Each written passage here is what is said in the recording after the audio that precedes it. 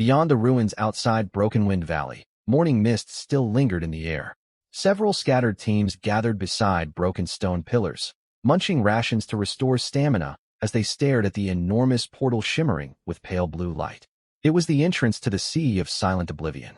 Violent spatial ripples suddenly rippled across the portal's surface. Moments later, a tall, youthful figure stepped out from the glowing curtain of light. It was Su Chun. He brushed dust off his clothes and stretched lazily, in a rather good mood. "See? I told you this kid would make it out alive."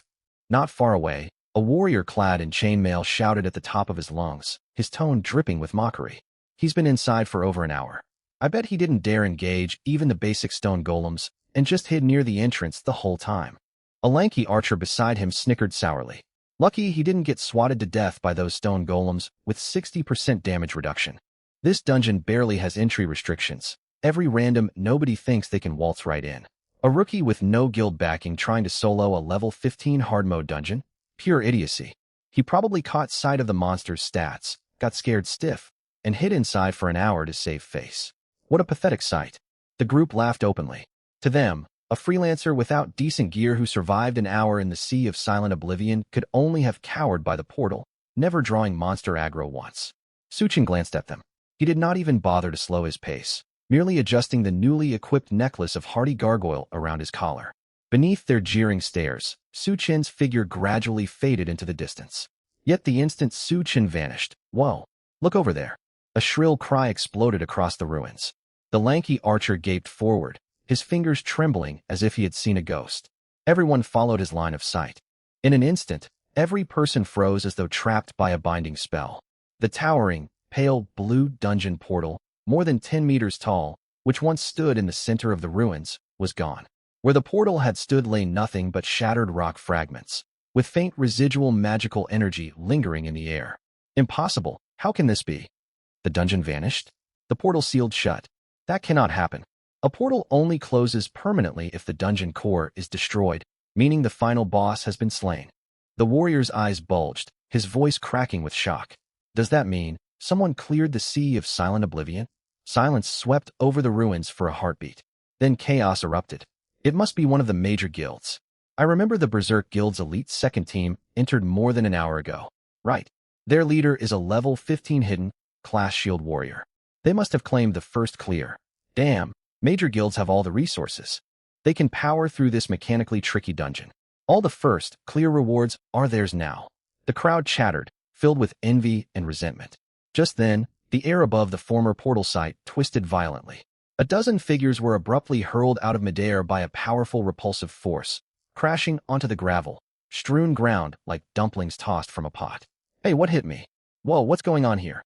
Each of them was covered in grime, their armor scored with countless scratches, and some oozed fresh wounds.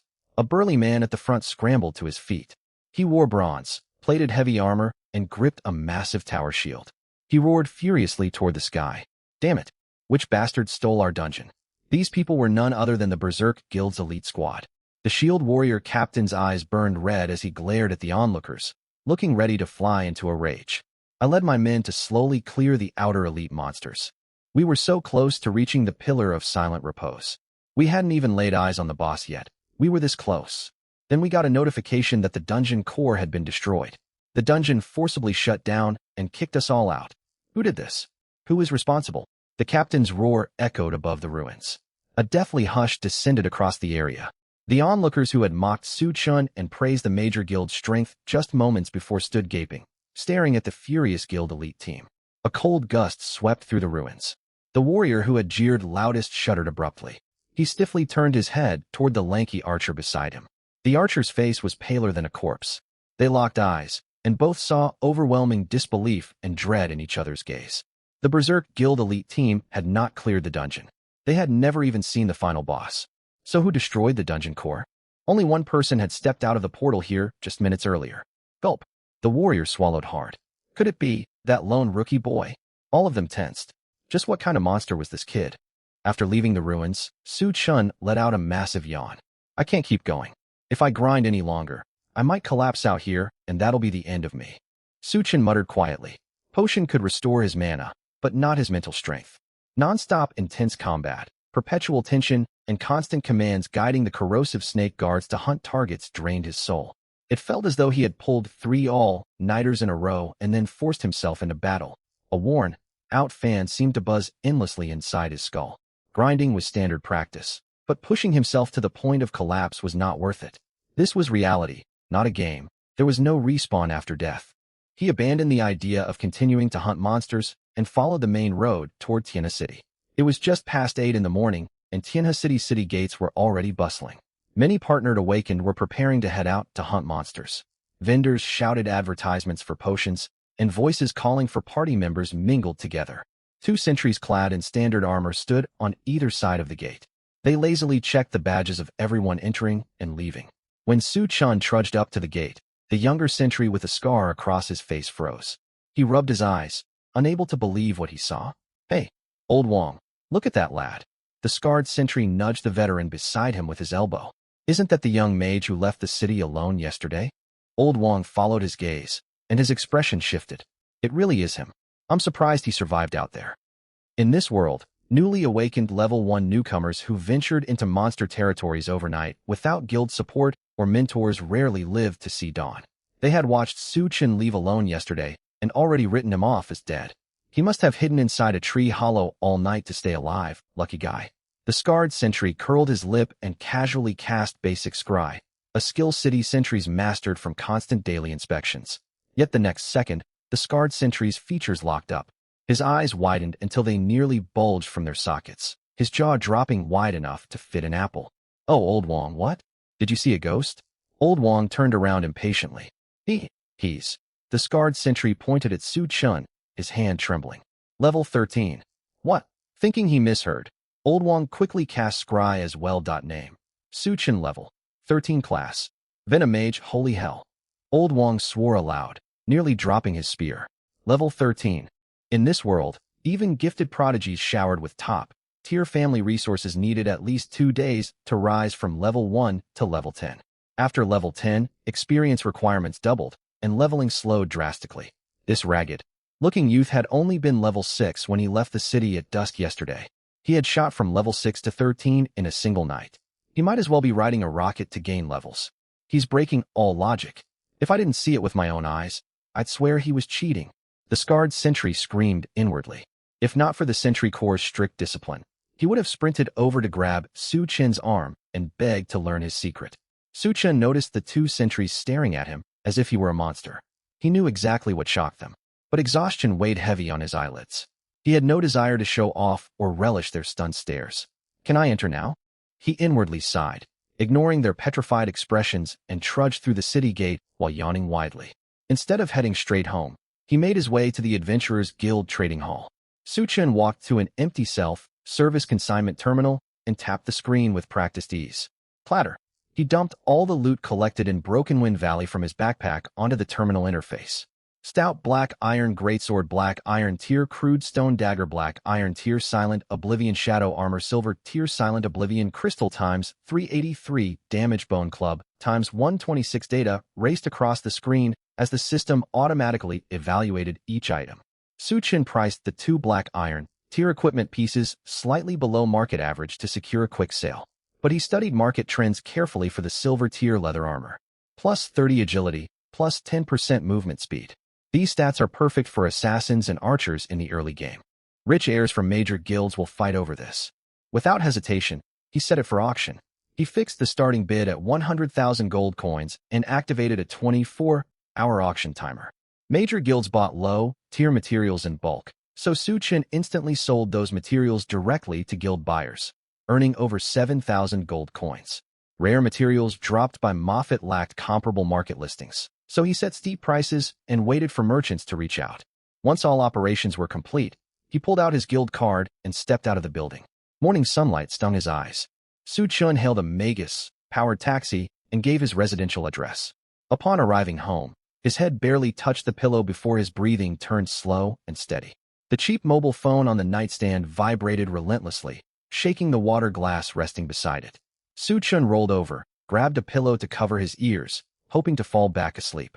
But the vibration sounded like an unrelenting alarm, as if the phone would self-destruct if he ignored it. He threw off his blanket abruptly, his hair a tangled mess. Squinting half asleep, he grabbed the phone. The screen displayed the contact name, Young Mistress Lin. Su Chun let out a huge yawn and swiped an answer. Hello, Xiao Su. Where on earth have you been? Why are you only picking up now? The moment the call connected, Lin Shurqing's furious voice blared through the receiver, loud enough that Su Chun instinctively held the phone further away. Young mistress, it's 3:30 in the afternoon. This is legitimate rest hours. I pulled an all-nighter yesterday, just woke up. Su Chun rubbed his aching eyes. Sleep, sleep. All you ever do is sleep. Do you have any idea what's happening outside? Anxiety tinged Lin Shurqing's tone. Faint, muffled explosions echoed in the background. She seemed to be out in the wilderness. Tianhe City's City Defense Corps just issued an emergency notice. Abyssal energy has been detected near Broken Wind Valley. High-ranking military teams have already entered the region. Abyssal energy? Su Chen's drowsiness faded slightly. Could clearing the Sea of Silent Oblivion dungeon have unleashed some strange entity from within? Nothing abnormal occurred when he defeated the dungeon boss yesterday, though. Are you listening? Lin Shurqing pressed when he stayed quiet, her tone sharp. You don't even own bronze tier gear. Don't go out hunting slimes and wild beasts these days. Corrupted monsters tainted by abyssal energy will hunt you down before you can run. Stay safely inside the city. Do you hear me? Su Chun smiled faintly and picked up the half-empty mineral water bottle beside his bed for a drink. She cared about him, yet she spoke to him as if scolding a child. All right. I won't go anywhere. I'll stay home resting. Once Su Chun agreed, Lin Shurqing's tone softened a little. Good sense. I've got great news for you, so you understand the gap between us. Su Chun walked toward the bathroom while holding the phone, mumbling sleepily. What gap? I have reached level 7 now. Lin Shurqing spoke slowly and deliberately, thick with pride. Just 10 minutes ago, my escort team helped me clear a low-level goblin camp. Level 7 in a single day? Even within my family's history, this is an outstanding record. Impressed? Don't think a powerful class makes you unbeatable. Teammates matter greatly. When the academy trials arrive, team up with me. Otherwise, you won't even meet the entry threshold for Sky Vault Academy. Level 7. In this world where everyone could awaken a class, reaching level 7 within 24 hours required immense resource investment, safe leveling carried out by high-tier professionals, and non-stop monster spawns. Su Chun clicked his tongue. Truly a young lady of privilege. She leveled faster than a shooting star. He turned on the faucet and splashed cold water over his face. Then he spoke into the phone in the most sincere tone he could muster. Wow, that really is impressive. That's right. I'm only level 13 myself. Almost level 14. Still plenty of room to improve. Dead silence fell over the phone line instantly. Su Chun could only hear running water from his bathroom. 5 full seconds passed. What did you say? Lin Shurqing's voice trembled, as though she had heard an absurd joke. Su Chun, are you still half asleep talking nonsense? Level 13? Weren't you only level 6 2 days ago? I'm wide awake. Su Chun grabbed a towel to dry his face. I got lucky yesterday, wandered around outside, killed a few monsters, and somehow hit level 13. That's a lie. Lin Shurqing completely lost her temper. Level 13 in a single day? Even the legendary geniuses in the Imperial capital couldn't pull that off, not even with rare experience. Boosting legendary items. Could you at least come up with a believable lie? No one believed the truth these days. Too lazy to explain, Su Chun said simply. Believe whatever you want. I have things to take care of. I'll hang up now. I'll treat you to barbecue once I'm free. He ended the call without hesitation, cutting off Lin Shurqing before she could launch another tirade. He tossed the phone onto his bed and turned to search for clean clothes. The phone vibrated again. Can't this girl give me a moment's peace? Su Chun sighed and walked back to pick up the device, only to see an unfamiliar landline number marked with Tianhe City official identification. He frowned and answered. Hello, am I speaking to Mr. Su Chun? A polite, gentle female voice sounded from the other end, edged with deference. That's me. Who is this? Su Chen's tone turned calm. Good day, Mr. Su. This is Bai Ji, Senior Administrator at the Tianhe City Adventurers Guild headquarters. The Adventurers Guild? Su Chun immediately thought of the items he consigned at the guild that morning. Most merchandise mattered little, apart from the silver-tier Silent Oblivion shadow armor and large quantities of Silent Oblivion crystals. What can I do for you? Su Chun kept his words concise. Our backend flagged the goods you consigned at the guild early this morning. Our appraisers have confirmed that the stats on that silver-tier leather armor are extraordinarily rare. Bai Ji paused, choosing her wording carefully. More importantly, Records from the City Defense Corps show you have already reached the astonishing level 13.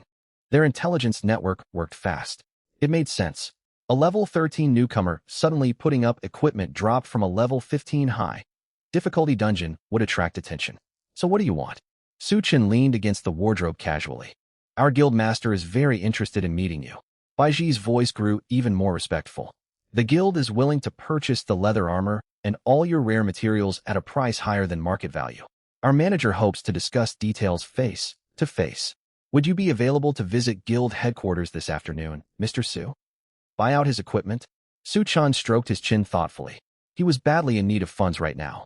Selling low-tier materials had brought in some quick gold, but attending Sky Vault Academy would mean endless expenses in the future. I can make it, Su Chen replied. Send me the address. Half an hour later, Central Tianhe City.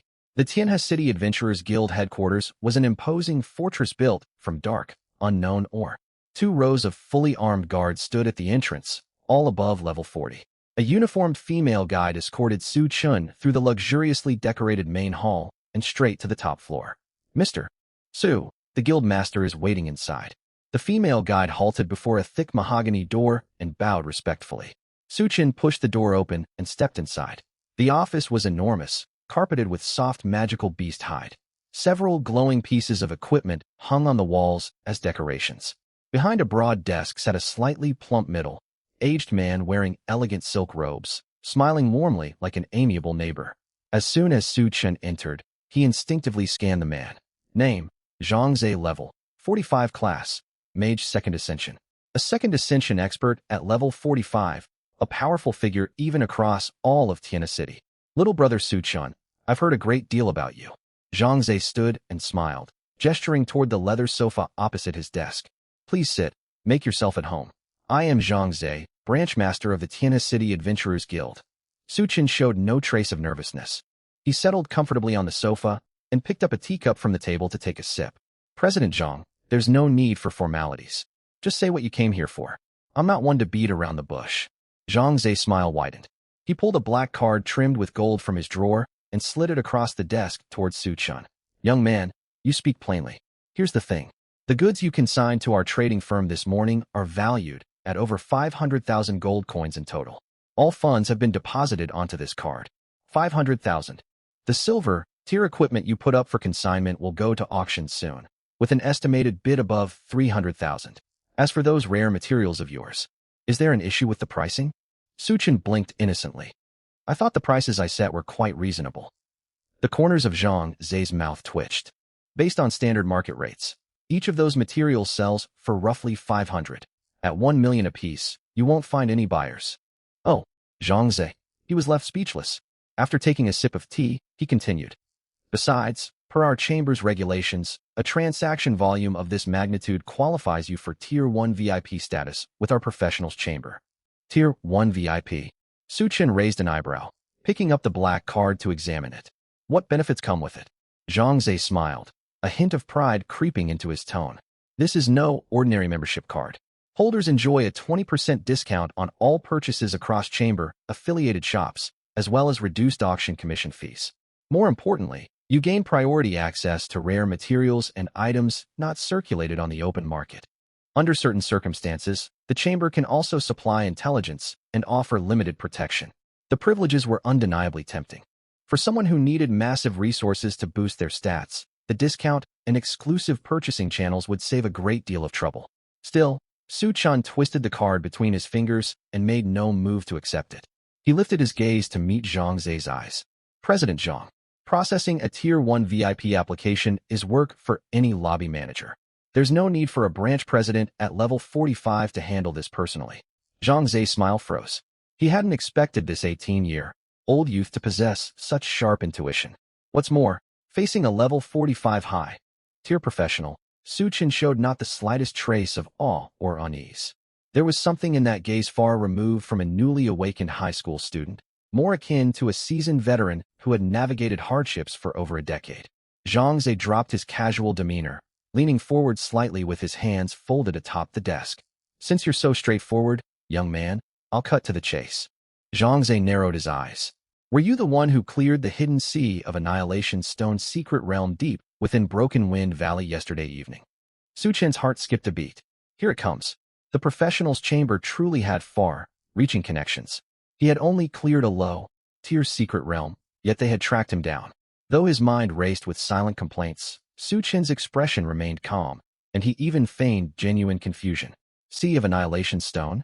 I have no idea what you're talking about. Yesterday, I only hunted a few Windblade wolves on the outer edges of Broken Wind Valley, then rested inside a tree hollow until I headed back this morning. Is that so? A knowing smile tugged at Zhang Zhe's lips.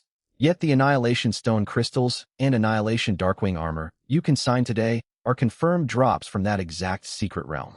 From what we know, items bearing the Annihilation prefix only drop from Stonefolk monsters. No local dungeons around Tianhe City spawn them, only within the Sea of Annihilation Stone. I bought them. Su Chen replied without hesitation. Bought them? Zhang Zhe blinked in surprise. Exactly. While I rested in that tree hollow, I encountered a gravely wounded assassin. He was on his last legs and sold these items to me cheaply. They looked stat-worthy, so I took them. Does the chamber run background checks on every customer who sells goods? Su Chen lied effortlessly, no preparation needed. Zhang Zhe was momentarily stuck for words. He stared intently into Su Chen's eyes, searching for any flicker of panic or guilt. He found nothing. The youth's gaze was as still as stagnant water, edged with quiet impatience, as if to say, why is this grown man prying into my business? They stared across the desk at each other for a full 30 seconds. In the end, Zhang Zhe relented, rubbing his temples helplessly. Very well, young man, I concede defeat. Zhang Zhe sighed and forced a bitter smile. You're slippery enough to outmaneuver even the veteran merchants in our chamber. Whether you cleared that secret realm or not, the fact remains. You climbed from level 6 to level 13 in a single night. Zhang Zhe stood and walked toward the floor-to-ceiling window, gazing out at the darkening sky. His tone turned grave.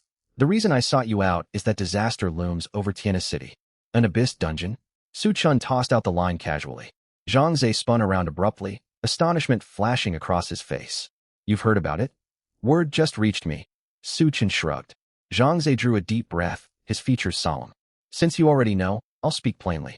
City defense troops discovered a forming abyss dungeon in the abandoned mining zone east of Broken Wind Valley. The system has assigned it a high threat rating, far more dangerous than ordinary dungeons. Zhang Zhe returned to the desk and pressed a button. A virtual light screen projected above the surface, displaying a massive black vortex shrouded in sickly dark red mist. Abyss dungeons differ vastly from regular instances. If you meet your match in a normal dungeon, you can retreat, and monsters cannot leave its bounds. But an abyss dungeon. Zhang Zhe's face darkened.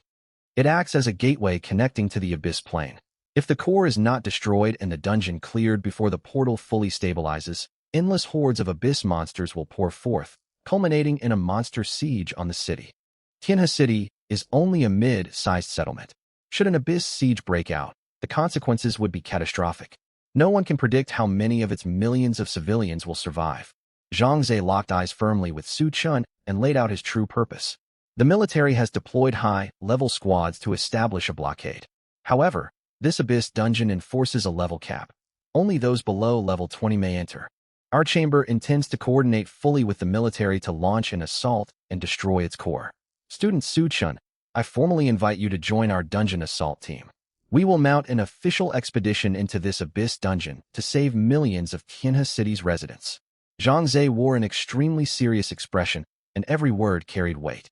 The average 18-year-old youth, hearing phrases like monster siege and millions of lives at stake, would likely burn with passion and agree immediately. Su Chen was no ordinary youth. He had endured enough hollow rallying cries in his past life. Such rhetoric no longer moved him. Leaning back against the leather sofa, he continued twisting the gold-trimmed VIP card between his fingers, barely lifting his eyelids. It certainly sounds terrifying. Su Chen spoke slowly. Still, President Zhang, I have a question. Ask away. What exactly will this chamber assault team be tasked with? Su Chen met Zhang Zhe's stare. Don't try to tell me we're merely cannon fodder. The chamber never acts without profit. I refuse to believe you would undertake a losing venture. Zhang Zhe's eyes twitched. This boy drove a hard bargain. You are far from disposable manpower, Zhang Zhe clarified. The team's primary objective is to uncover dungeon mechanics and secure a clear. Once successful, we compile detailed walkthroughs to sell at a premium to elite clans and reserve military units. Zhang Zhe paused, presenting his lure. As official chamber pioneers, you will receive top-tier potion supplies before entering the dungeon. The chamber will not claim any share of loot obtained after clearing the instance and will purchase all spoils at competitive rates. The team also earns substantial commission from walkthrough sales. The terms were indeed generous. Su-chan weighed the offer mentally. Even if he cleared the dungeon alone and claimed first clear rights, he would most likely sell the strategy to the chamber or major guilds anyway. On top of that, he would receive free supplies funded by the chamber. It was an opportunity with almost no downside. Even so, he maintained an unreadable expression. The terms are decent. Su-chan set the card down and looked straight at Zhang Zhe. But I still wonder, why does the chamber want to conquer this abyss dungeon? Once anyone clears it, the abyss corruption vanishes, and there will be no strategy worth selling. Zhang Zhe sighed and massaged his forehead, looking troubled. You have quite the sharp mind, student Su-chan. A note of helplessness colored his voice. As the largest professionals chamber across Huaghua, we hold formal agreements with official authorities. We are obligated to respond immediately when an abyss dungeon manifests. Seeing Su-chan remain skeptical, he added reluctantly. It is simple to understand, young man. If a monster siege erupts, even if the city holds, the chamber will suffer staggering financial losses. Investing supplies to clear the dungeon is ultimately the cheaper alternative. I can accept that reasoning, Su-chan nodded. Zhang Zhe hurried to add, Student Su-chan, you misunderstand our chamber. We generate wealth within Huaghua and employ Huaghua citizens. When the nation faces crisis, we spare no effort. Is that so? Zhang Zhe's mouth twitched. This rascal. Su-chan believed not a single word of it and pressed onward. Your chamber boasts immense resources. Surely you have no shortage of experts across all level brackets. We have plenty, yet this abyss dungeon carries one strict restriction. Entrance is permitted solely to solo challengers. Zhang Zhe stared intently at Su-chan.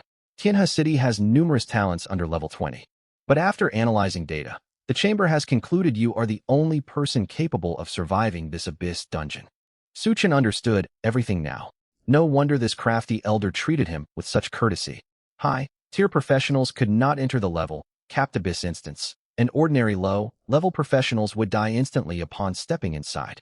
Coupled with the solo-only entry rule, it was exactly the kind of brutal challenge dungeon in games that lock participants behind a level barrier.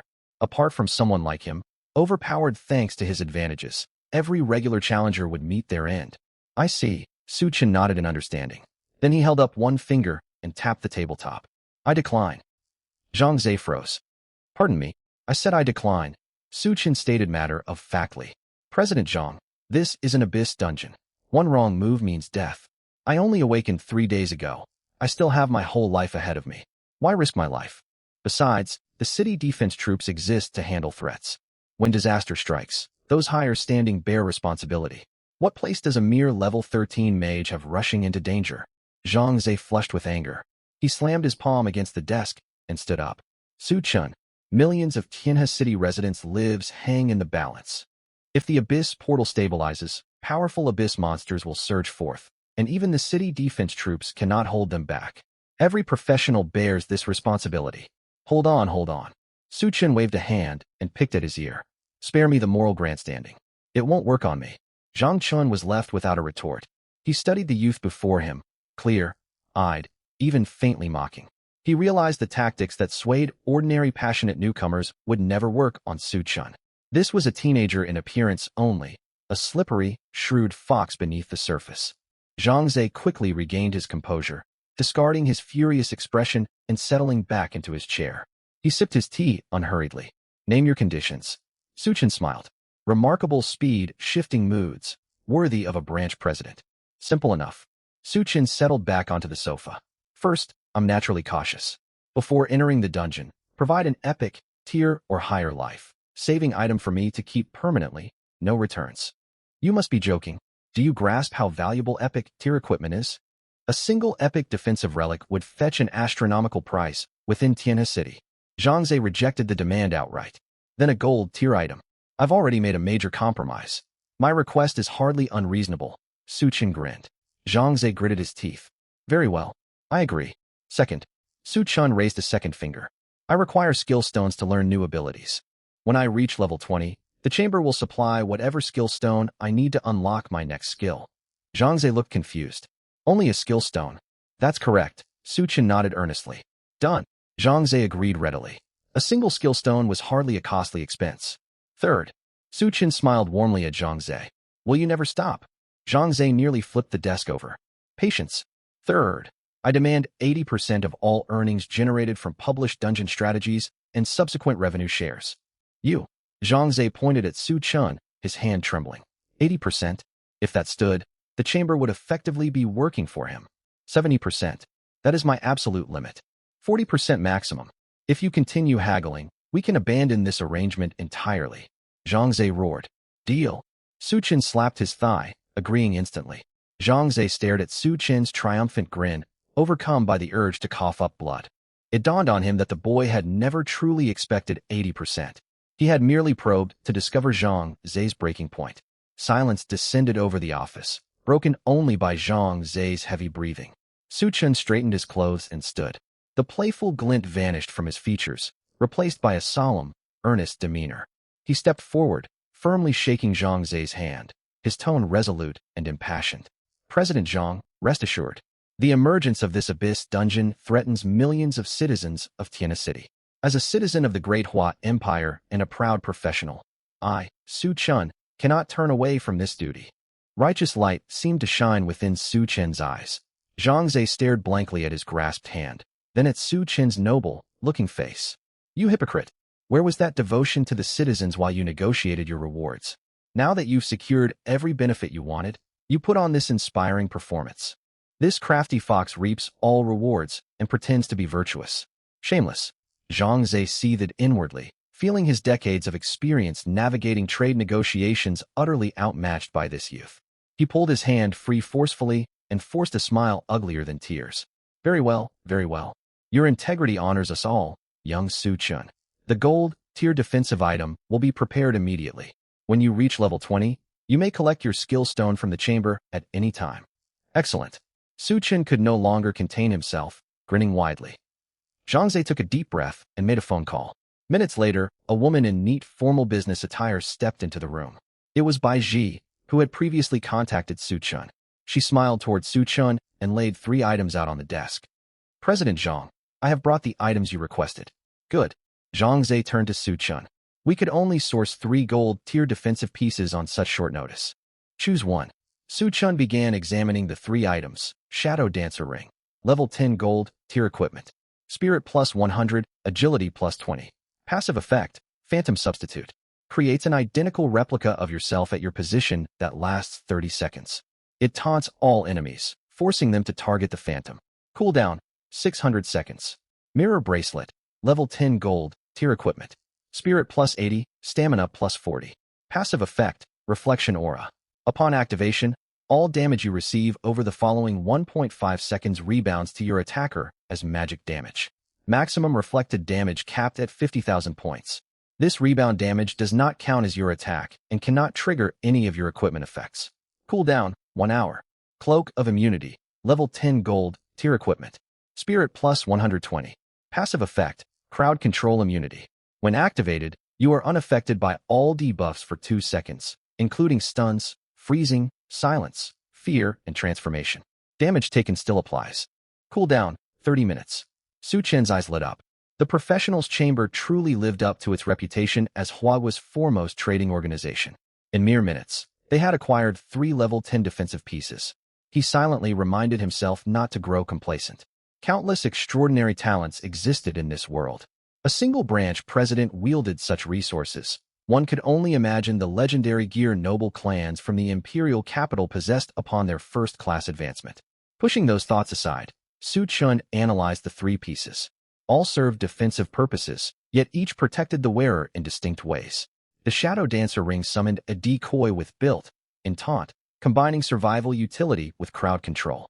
The Mirror Bracelet offered straightforward retaliation, bouncing all incoming harm back onto the foe within a brief window. The Cloak of Immunity protected against disabling crowd control. Su Chen found himself torn between the options.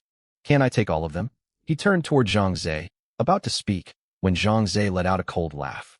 Student Su Chen, you can take everything if you want, but a level 10 gold, tier piece of equipment costs several million gold coins. Life-saving gear like these will run you upwards of 10 million. Su Chen felt a surge of irritation. This old fox, He'd already guessed what Su Chen was going to say. After a moment of hesitation, he chose the ring of the Shadow Dancer.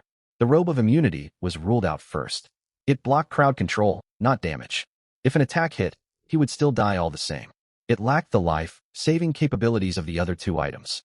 Though the mirror bracelet was powerful, its duration was far too short, only 1.5 seconds. In contrast, the phantom summoned by the ring of the Shadow Dancer lasted a full 30 seconds. That meant Su Chen could lock down enemies for half a minute. 30 seconds was more than enough time for him to deal millions of damage. Without further delay, he grabbed the ring of the Shadow Dancer and put it on. Every Awakener had 2 ring slots, so his ring slots were now full. Student Su Chen, may victory be yours. Zhang Zhe stood up, his tone carrying genuine sincerity at last. The safety of Tianhe City rests on your shoulders. Rest assured, Su Chen nodded. I'll also need supplies. Get me some legendary grade potions. Zhang Zhe's mouth twitched. This kid really knew how to seize every advantage he could get.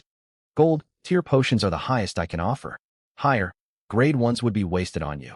Their effects would overflow instantly upon consumption. Very well. Su Chen waved his hand, putting on a magnanimous air. Zhang Zhe sighed. Manager buy, fetch 20 gold tier potions. Moments later, 40 potions appeared in Su Chen's backpack. Advanced Health Restoration Potion, Gold Tier. Restores 5,000 HP. 60-second cooldown. Advanced Mana Restoration Potion, Gold Tier. Restores 5,000 MP 60-second cooldown. Gold Tier health and mana potions were extremely rare. A single bottle could sell for thousands of currency units. With all preparations complete, Su Chen bid the two farewell and left the Merchant Guild headquarters. On the bus, he opened his status panel. Su Chen, Class. Venom Mage SSS Unique Hidden Class. Level 13, Strength 22, Agility 40, Stamina 137, Spirit 200. Class Exclusive Traits. All Things Corrode. Venom God, Doom Siphon. Skills, Scouting Beginner, Corrosive Serpent Sentinels. Current Poison Stack Count, 1275. Equipment, Explosion Staff Iron Tier, Heavy Iron Chestplate Iron Tier, Bloodthirsty Boar Leggings Bronze Tier, Summoning Ring Iron Tier, Tough Gargoyle Necklace Silver Tier, Ring of the Shadow Dancer Gold Tier. The single gold tier ring granted a direct boost of 100 spirit points. His spirit stat had climbed to 200, a figure that would leave other students utterly astounded. I wonder how many levels I can gain in the Abyss Dungeon. Su Chen closed the panel, anticipation stirring within him. East of Broken Wind Valley, abandoned mine. The desolate mining site was now packed with awakeners who had rushed over after hearing the news. At the center of the mine swirled a dark red vortex over 10 meters wide. Beside it stood a military warning sign with stark crimson lettering. Warning, Abyss, level dungeon detected ahead. Unauthorized personnel must not approach. Beyond the blockade stood scouts from major guilds, school instructors, and numerous awakeners who had come to watch. No one spoke. The atmosphere was suffocating. Several high-ranking awakeners in military uniforms frowned, their faces grim. Not far away, medical staff carried several covered stretchers onto military vehicles. Dark red blood seeped from beneath the cloth, dragging a chilling trail across the mourning ground. Murmurs rippled through the crowd. Those are elites from the Lion's Roar Guild, plus rookie elites from the city garrison. They entered last midnight. Less than half an hour passed, and they couldn't even retrieve their bodies. These remains were spat out by the vortex. At the dungeon entrance, another failure. A middle-aged military commander stared at the bodies ejected from the dungeon and closed his eyes in agony. Captain Zhang, how many casualties is this now? An adjutant's voice turned hoarse. The 37th. Zhang gritted his teeth, eyes reddened. All are level 20, well-equipped combat awakeners. None lasted 5 minutes inside. The monsters within this Abyss dungeon possess stats and mechanics completely beyond our comprehension. The crowd stirred upon hearing this, despair settling over everyone. The restriction limiting entry to solo participants ruled out the possibility of overwhelming the dungeon with numbers. Clearing an Abyss dungeon alone at the same level was considered an impossible task. Just then, footsteps sounded from the rear of the crowd. Captain Zhang lifted his gaze and watched a young student cut through the blockade, walking straight toward the dark vortex. Halt! The adjutant rushed forward to block him. This is the entrance to an Abyss dungeon. Unauthorized personnel are forbidden to draw near. Su Chen stopped, glanced at the adjutant, and gestured toward the vortex. I'm here to clear the dungeon. You? Zhang stepped forward, sweeping his eyes over Su Chen's youthful face and spotting the Tianhe City number 1 high school badge pinned to his chest. The level 52 second transformation berserker stared at Su Chun before letting out a heavy sigh, filled with helplessness. Abyss rules bar anyone above level 20 from entering. Zhang wiped his face, his eyes bloodshot. Us veterans possess immense power, yet we can only stand by helplessly. Now, we must rely on a newly awakened high school student to risk his life. Zhang suddenly stood rigid and saluted Su Chun with a crisp military gesture. Zhang Tian of the Great Xia Military. On behalf of millions of civilians in Tianhe City, I thank you, young man. Win or lose, if you make it out alive, the military owes you a favor. The other officers stood to attention and saluted in unison. Su Chun was caught off guard by the gesture. He could feel the sincere resolve of these soldiers. Su Chun cleared his throat and waved his hand. There's no need for formalities, Captain Zhang. As a citizen of Tianhe City, this is my duty. Stay safe. Zhang waved and turned away, unable to bear watching any longer. Su Chun gripped his explosion staff and strode toward the vortex without another word. System prompt. You have entered Wailing Mine corrupted by the Abyss. Warning. This dungeon has been corrupted by the Abyss. Monster stats drastically increased. Aggro range expanded by 300%. Exercise extreme caution. A wave of dizziness washed over Su Chun, and the scenery shifted entirely. He stood within a narrow mine tunnel. The surrounding rock walls were no longer ordinary stone, possessing a fleshy dark red texture, resembling the intestines of some colossal beast. Flickering luminous or embedded in the stone cast a ghastly crimson glow through the tunnel. The air reeked of thick blood and stifling toxic mist. Hiss, hiss. A grating scraping sound echoed from deep within the mine. Su Chun narrowed his eyes and tightened his grip on the staff. Seconds later, 5 massive creatures covered in dark red bone spurs crawled out from the shadows. They resembled spiders forged from rock and flesh, their 8 elongated limbs like sharp scythes carving deep grooves across the ground. Su Chun immediately cast Scouting. Abyss Bloodmine Spider, level 15, Strength, 260, Agility, 300, Stamina, 400, Spirit, 200. Skills, Blood Rock Lunge, Venom Spray, Abyss Berserk. Su Chun stared at the stats, shocked. Wait a minute. Is this really a level 15 monster? 400 Stamina and 260 Strength? These stats would qualify it as a minor boss in a level 20 dungeon outside. And these were only ordinary mobs. He dreaded to imagine the stats of elite monsters and the final boss. While Mo Fei Tehid fought before had 500 Stamina, all its other attributes were far lower. Every stat of these abyss creatures was absurdly inflated. What made it worse? 5 of them spawned right at the entrance. Coupled with the vastly expanded aggro range, they had locked onto him the moment he stepped through, dozens of meters away. No wonder the elite explorers from before couldn't survive more than a few minutes.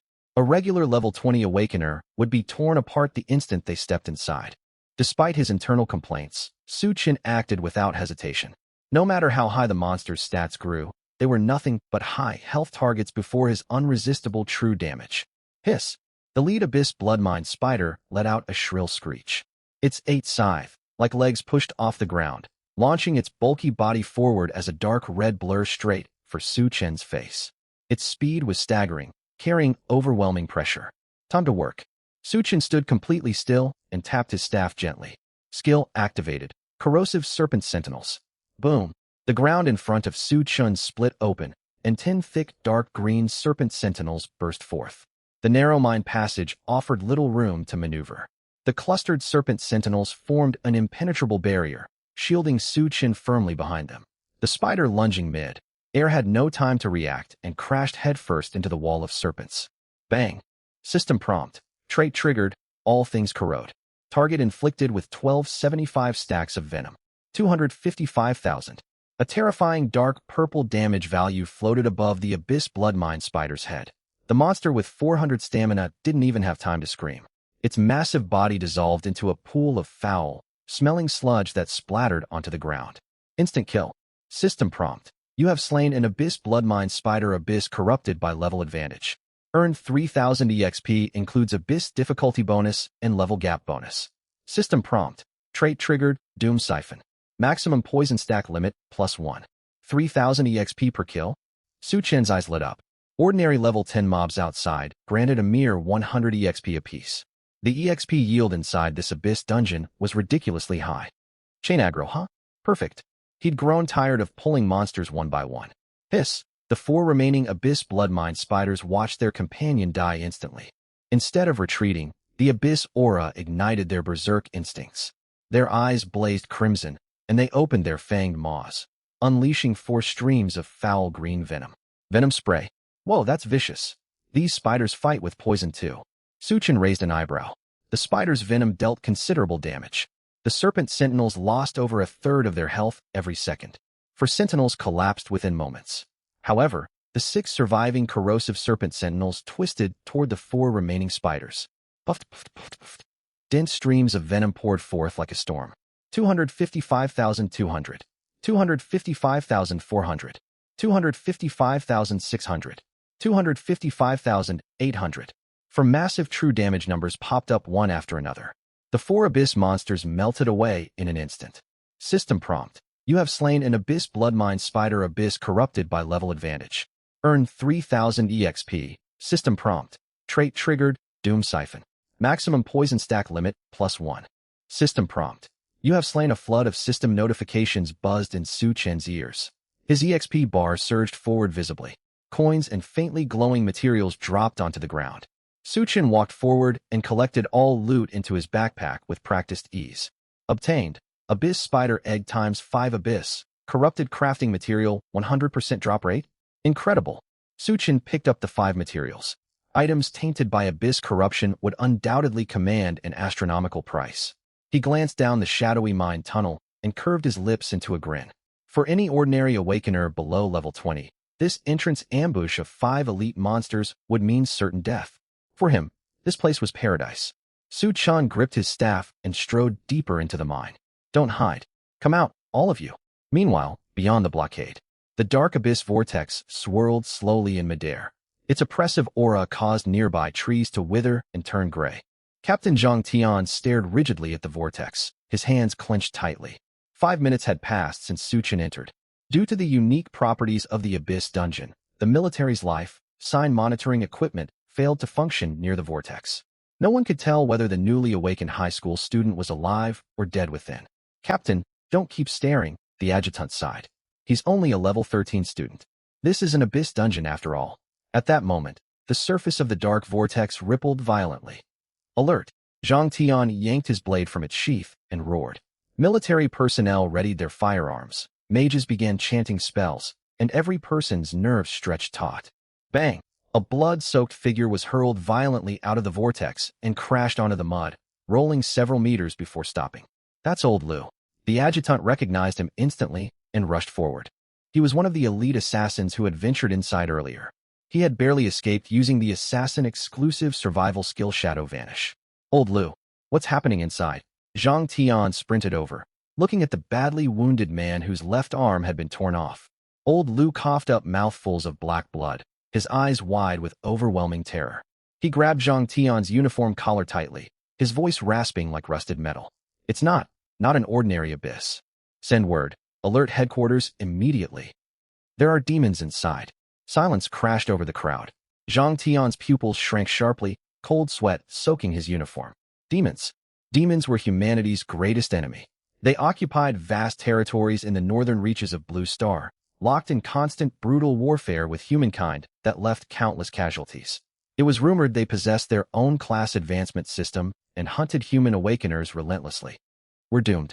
Zhang Tian sank to the ground, his face drained of color. If it were merely ordinary abyss monsters, human forces might slowly uncover their weaknesses through sacrifice. But the presence of demons meant this crisis far exceeded the handling capacity of Tianhe City's military garrison. Hurry, contact the military district at once and request high-tier reinforcements. Zhang Tian shouted hoarsely. The adjutant fumbled for the communicator, his hands shaking too badly to press the buttons. Everyone stared hopelessly at the swirling dark vortex. There was no way out. An enormous catastrophe might soon descend upon Tianhe City. As for the student who had entered the dungeon, no one spared him another thought. The youth was almost certainly reduced to ashes the moment he encountered a powerful demon. Deep within Wailing Mine, Suchin stepped across pools of green ichor, advancing unhurriedly. System prompt. Slain level 16, mutated mine worm abyss corrupted. Level advantage bonus applied. EXP plus 4,800. System prompt. Trait triggered, Doom Siphon. Permanent maximum poison stack limit, +1. System prompt. Slain level 17 Abyss Ghoul, Abyss Corrupted. Level advantage bonus applied. EXP plus 5,100. System prompt. Trait triggered, Doom Siphon. Permanent maximum poison stack limit, +1. His journey so far had been nothing short of one-sided slaughter. Monster density inside the Abyss dungeon was staggering, paired with their extended aggro range. Suchun did not need to seek enemies out. Every few steps he took, hordes of elite monsters surged forth from the darkness. Then he would simply say, "Corrosive Serpent Sentinels." Sentinels rose from the ground and spewed venom nonstop. Whether it was abyss bugs with absurd magic resistance or bloodbats moving faster than blurs, none could survive the unresistible true damage of venom for more than a single second. Suchun checked his status panel. His EXP bar stood at level 1385%. His maximum poison stack count had surged to 1435. This leveling speed is completely overpowered, Suchun muttered. He was about to pass through a narrow mine tunnel when a glaring red system notification popped up.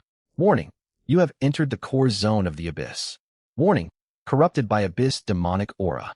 You have gained the permanent debuff, Abyss Gaze. Suchun froze and immediately opened his status window.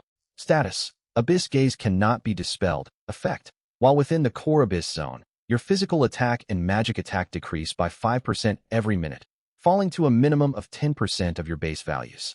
Suchun read the description and drew a sharp breath, swearing internally. This debuff was absolutely brutal. 5% loss to all attack power every minute. After 10 minutes, his damage would be halved. 20 minutes in, his attacks would barely scratch monsters. In this world, physical and magical attack power formed the foundation of every combat awakener's strength. Even a level 20 mage fully equipped with gold tier gear would only deal trivial damage after 20 minutes under this debuff. No wonder all previous explorers failed to clear the dungeon. The mechanics here were utterly cruel. Faced with an undispellable attack reduction debuff, the only viable strategy for most parties would be an ultra-fast rush to the finish. Yet the Abyss monsters boasted massive health pools, making a speedrun nearly impossible. But Suchun glanced at his Venom Mage class traits and wore a smug grin. Venom deals true damage each second equal to your spirit stat, ignoring all armor and magic resistance. True damage. It scaled purely with spirit and did not rely on his displayed magic attack stat at all. Even if his magic attack dropped to 0, venom applied to monsters would still deal tens of thousands of damage as usual. This class is far too unbalanced. Suchun shook his head and sighed. Fortunately, it's a unique class, so only I get to enjoy this advantage. If other mages learned of this, they would be furious. Abyss Gaze, the terrifying debuff capable of wiping out elite troops from across Great Xia, was little more than a meaningless icon hanging over Suchun. He barely spared the status window another glance and continued forward. Outside the dungeon, a military jeep armed with mag cannons rolled to a slow halt. A burly man in military uniform climbed out and strode forward. He had a stern, square face. A dark purple demonic burn scar stretched from his left cheek down to his neck, lending him an inherently imposing aura. Commander. Captain Zhang and his adjutant hurried forward and saluted sharply. Lei Jun did not return the salute. His gaze was fixed firmly on the dark red abyss vortex hanging in midair. Report the situation. Lei Jun's voice rumbled, carrying unshakable pressure. Captain Zhang took a deep breath, his tone trembling slightly. One scout fought his way out of the dungeon just now and brought back final intelligence. What lies within is far more than mere abyss, ranked monsters. Deep inside the dungeon, he spotted a robed figure shrouded in black, surrounded by constantly warping space. The dark purple demonic scar on Lei Jun's left cheek flared bright, as if filled with fresh blood. A black robe, warping space. Lei Jun enunciated each word through gritted teeth, veins bulging on the back of his hands, straining against his skin. Is it a demon? Captain Zhang asked cautiously. The rift shadow. Lei Jun closed his eyes and drew a long breath. When he opened them again, his eyes were bloodshot. East Coast City, 10 years ago. At the mention of East Coast City, the faces of several veteran officers turned ashen in an instant. The East Coast City tragedy of 10 years ago remained an eternal scar for the military of the Great Hua Empire. A third-tier city home to over 1 million people had turned into a lifeless wasteland overnight. Commander, are you saying the demon inside is the culprit behind the East Coast City tragedy? The adjutant's voice wavered completely. There can be no mistake. Lei Jun yanked his sidearm saber free. With a clang, he drove the blade deep into the ground before him. I would recognize that fiend's aura even if I were reduced to ashes. Lei Jun inhaled deeply and looked at his panicked subordinates, speaking coldly. Do you think this abyss dungeon descended naturally? Nonsense. It was forcibly guided into existence by the Rift Shadow. Demons possess classes and undergo promotions just like us. For reasons unknown, some among them wield the power to guide abyss dungeons through dimensional portals into our reality. This Rift Shadow holds an extremely unique class. Ordinary cultivators or demons can only exist within a single plane upon entering a secret realm. He is different. Using the rules of the abyss, he can conceal his true body within the void and create thousands upon thousands of avatars. Lei Jun pointed toward the vortex overhead. Right now, that vortex connects not to one dungeon, but countless parallel planes. His avatars have forced their way into every single one. What is he trying to do? Captain Zhang swallowed hard. He is harnessing the power of his avatars to forcibly tear open the barriers separating planes. Lei Jun pulled his saber out of the soil. Each plane may only hold a small number of abyss monsters. Yet if monsters from tens of thousands of planes break free all at once under his command and descend on Tianhe City. Silence fell over the scene. Everyone understood what that meant. Even the lowest tier abyss monsters, surging forth in hundreds of millions, would overwhelm Tianhe City's defensive systems in an instant. Commander, what should we do? Deploy Forbidden Grade Combat Ordnance. The adjutant pressed urgently. Standard Forbidden Grade weapons cannot pierce the abyss barrier. Lei Jun ground his teeth. The only solution is to enter the dungeon and slay any one of his avatars before he fully stabilizes the dimensional passage. Once a single avatar falls, the dimensional balance he maintains will shatter, triggering a chain reaction. All avatars, and even his true body, will suffer backlash from planar laws. But Captain Zhang's face twisted with bitterness. This is a solo dungeon. What's more, the scout who escaped reported a crippling environmental debuff deep within. Upon venturing into the inner zone, physical and magical damage steadily declines over time. Coupled with the absurd defense of the abyss monsters, even a team of 100 cultivators of equivalent rank could barely scratch them. And entry is limited to one person. No one can clear this dungeon alone. A heavy sense of helplessness laced Lei Jun's words. He was a level 140 powerhouse, yet dungeon-level restrictions barred him from intervening, forcing him to watch helplessly. Moreover, Zhang Tian lowered his head, voice growing fainter. A newly promoted student ventured inside more than 10 minutes ago. Lei Jun spun around sharply, locking eyes with Captain Zhang. A student? Yes, a student from Tianhe No. 1 Middle School, armed only with an iron-grade staff. Lei Jun froze for 3 full seconds. Then he slammed his fist onto the alloy hood of the off-road vehicle. Boom. The thick alloy caved inward instantly, and the whole vehicle shook violently. Reckless. Utterly reckless. Lei Jun roared in fury. How could you let a newly promoted youth march to his death? With the abyss debuff and elite monsters waiting, he won't survive 10 seconds. Despair spread beyond the blockade line. No one believed the student would emerge alive. It seemed Tianhe City was doomed to repeat the tragedy of 10 years prior. Meanwhile, deep within the Wailing Mine, puffed, a splash of nauseating green ichor burst outward as a massive abyss. Tunneling Drudge Elite crashed to the ground. Notification: you have slain level 18 abyss. Tunneling Drudge Abyss, tainted. Bonus experience for defeating a higher level foe, plus 5,400. Notification: your level has risen to 14. Notification: you gain 5 free attribute points. Abyss monsters granted enormous experience. In less than an hour, Su Chen's experience bar had filled completely. Su Chen allocated the 5 attribute points at a 3-to-2 ratio into spirit and stamina. After allocation, spirit reached 204 points, and stamina hit 140 points. Stepping over the monster's corpse amid pools of green fluid, Su Chen shook his head. He had lost count of how many abyss creatures he had killed along the way. The most obvious observation was their inflated stats, especially armor and magic resistance, which defied all logic. That level 18 tunneling drudge just now boasted a stamina stat exceeding 800. That translated to immense health and impenetrable physical defense. Stacked with the Abyss Gaze debuff that cut all damage output by 5% every minute, an ordinary level 20 elite cultivator would struggle to leave a mark on its skin.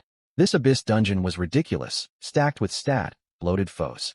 If not for his class relying purely on true damage, ignoring all defense and magic resistance, he would have been reduced to chipping away futilely as well. Outside of cheaters such as himself, who on earth could conquer this dungeon? Su Chen ranted inwardly as he advanced deeper. He barely needed to lift a finger himself. Each kill activated the trait Doom Harvest continuously. Stack count climbed to 2,194 layers. At that moment, the passage widened. The surrounding rock shifted from dull crimson to deep violet, black, and thick sulfur hung heavy in the air. Su Chen knew he was nearing the dungeon's final zone. He crossed the last stone gate, and the space opened up abruptly. This was a vast underground cavern. At its center crouched a terrifying beast the size of a light truck. 3 ferocious wolf heads jutted from its frame, covered in rigid violet, black scales. Molten magma trickled through gaps between the plates. Every breath exuded scorching toxic fumes. The instant Su Chen stepped into the cavern, all 3 wolf heads snapped open their eyes. 6 scarlet irises locked onto him. Roar! The thunderous howl echoed throughout the cavern. Su Chen wasted no time and cast Identify. Abyss 3, Headed Hellhound Gold, Tier Boss Level, 20 Strength, 2,000 Agility, 1670 Stamina, 3,600 Spirit, 1,200 Skill 1 Abyss Sea of Flames. Spew a 50-meter fan of Abyss Fire, dealing massive magical damage and applying Ignite. Skill 2, Absolute Barrier Exclusive Abyss Ability. All incoming physical and magical damage reduced by a fixed 80%. Skill 3, Berserk Bloodlust. When health drops below 30%, attack speed increases by 100% and grants 5% lifesteal. Staring at the absurdly inflated stat panel, Su Chen gasped. 3,600 stamina, 2,000 strength. These numbers looked as if they had been typed randomly by slamming fists on a keyboard. Worst of all was Absolute Barrier, imposing a flat 80% damage reduction against all attacks. Bear in mind, the Abyss Gaze environmental debuff already crushed attackers' damage output. Any damage you managed to land would then be slashed by another 80% by the boss. It was akin to saving for years to afford a home, only to be told after paying the down payment that an additional 80% surcharge was required. And to make matters worse, the property would never be completed. Truly absurd beyond measure. If ordinary cultivators from the outside world stumbled upon this creature, they would undoubtedly fly into a rage. How can anyone fight this? With bare fists? Su Chen watched the 3-headed hellhound open its jaws to unleash Abyss Sea of Flames, his tone tinged with sympathy. Then he slowly raised his burst staff. Lucky for me, I operate by different rules. Go forth, my serpents. Boom. 100 corrosive serpent guards burst from the ground around Su Chen. The densely packed serpent guards filled most of the cavern entrance. Their emotionless triangular eyes fixed uniformly on the 3-headed hellhound in the center. Over 100 streams of venom arced like green laser beams, crossing the distance to slam against the hellhound's proud violet, black scales. Admittedly, the Abyss Gaze debuff dragged Su Chen's attack power down to rock bottom, rendering the serpent guard's base attacks nearly meaningless. -1. Miss -1. A string of pitiful damage values floated upward. Yet Su Chen smiled. Absolute Barrier? Too bad. True damage ignores all damage reduction effects. Notification. Trait All Things Corrupt activated. Notification. Trait God of Venom activated. Venom stacks on the Abyss 3-headed hellhound have reached maximum.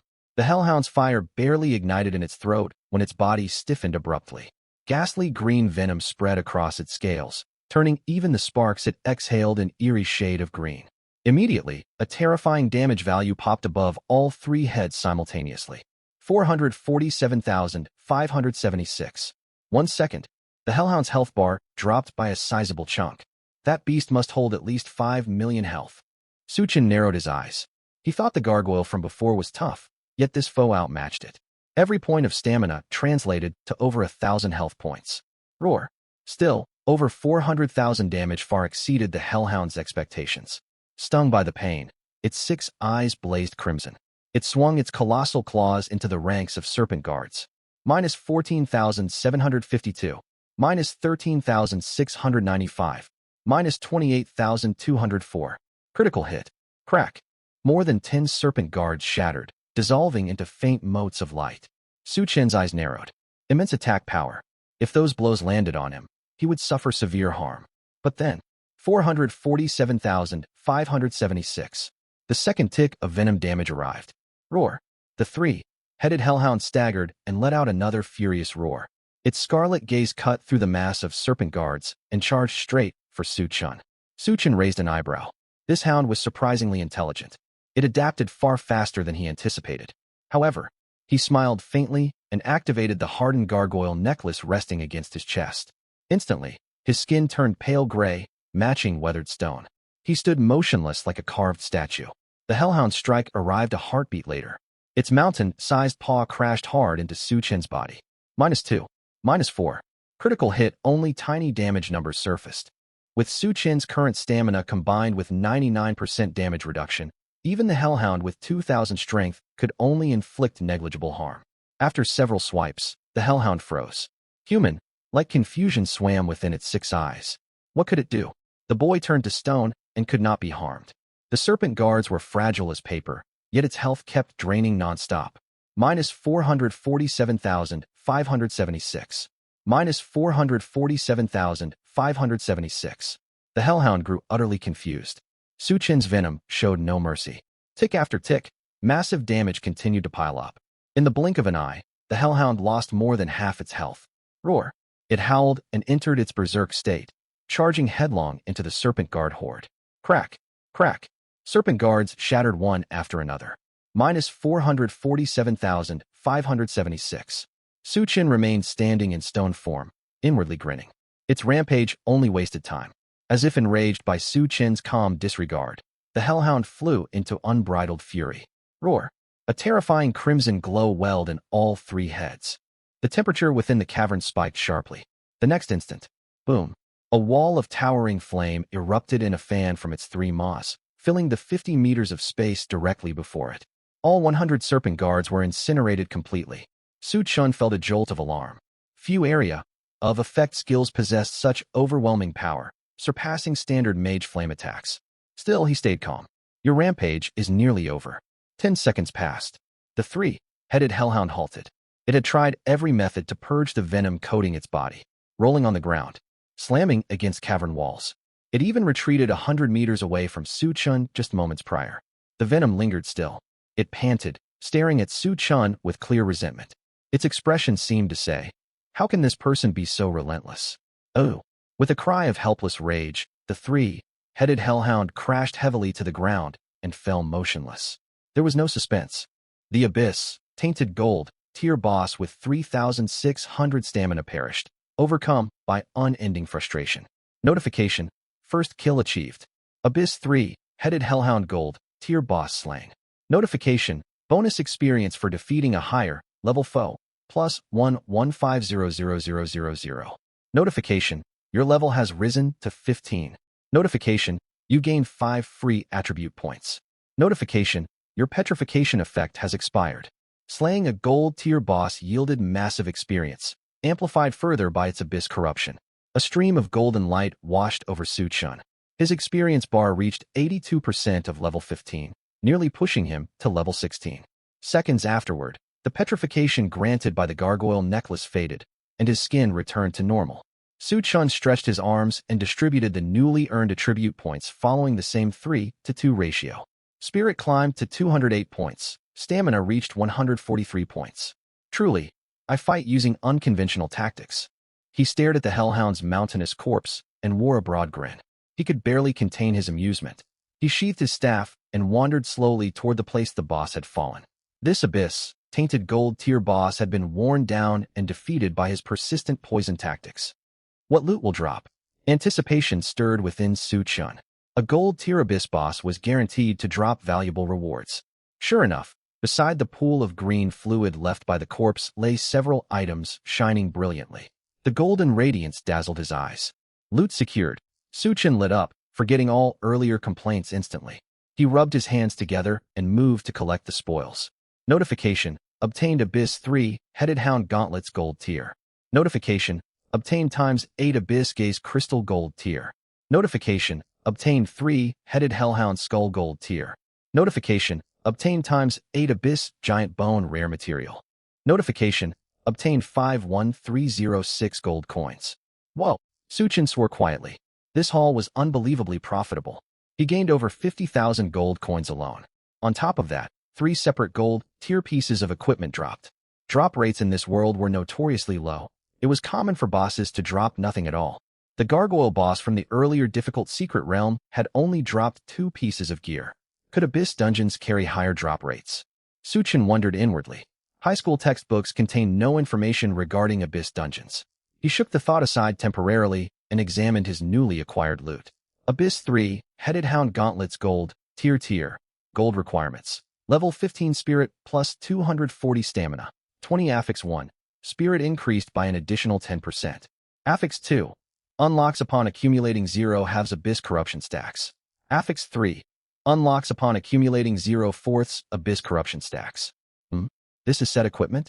Surprise flickered across Suchin's face. Set equipment possessed powerful set bonuses.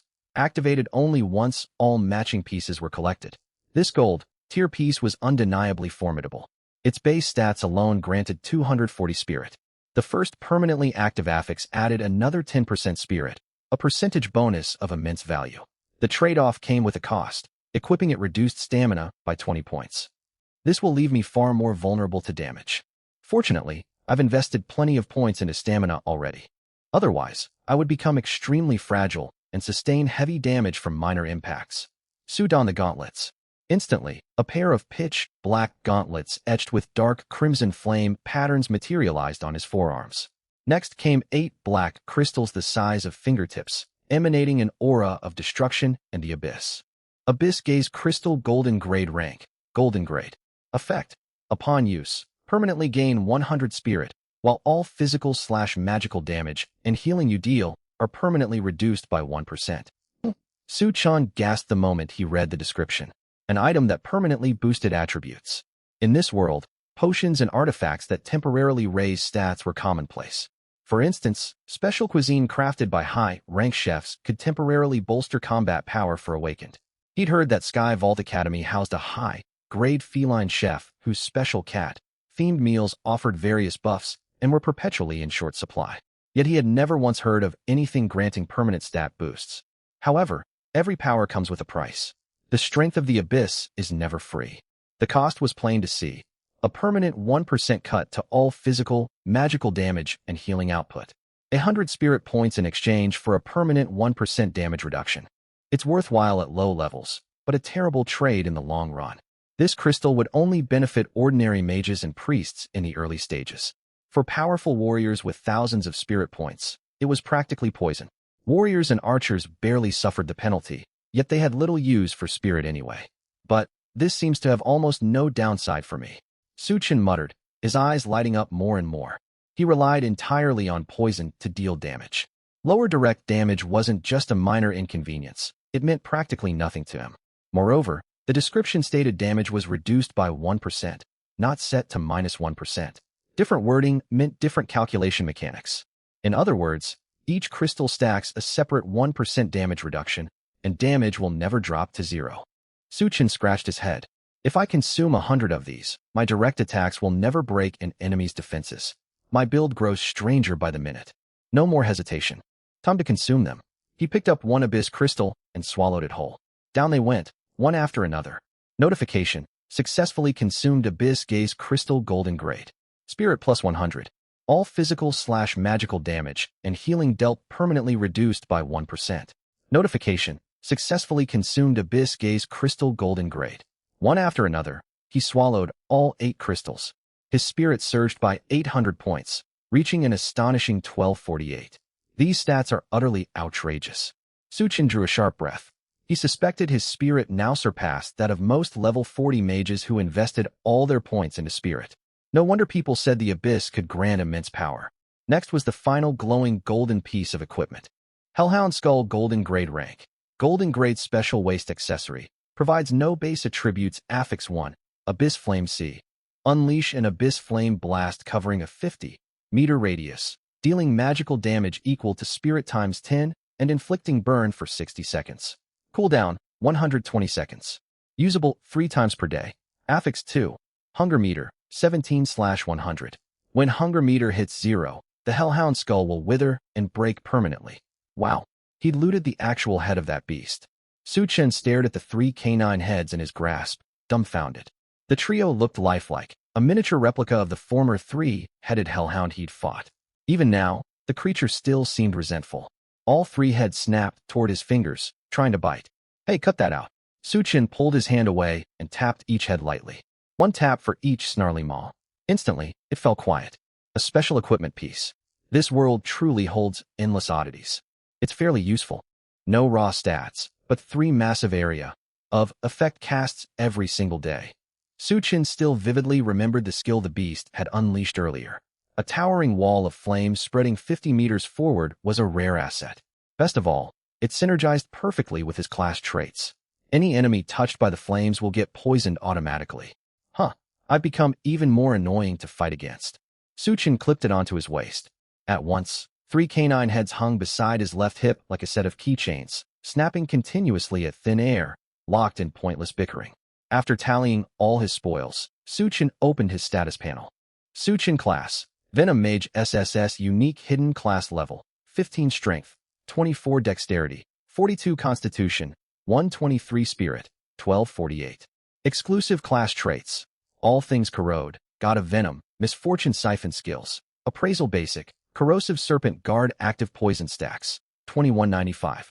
Equipment, Blast Staff Iron Grade, Heavy Iron Chestplate Iron Grade, Bloodthirsty Boar Leather Greaves Bronze Grade, Summoning Ring Iron Grade, Sturdy Gargoyle Necklace Silver Grade, Shadow Dancer Ring Golden Grade, Abyss Hellhound Gauntlets Golden Grade, Hellhound Skull Golden Grade.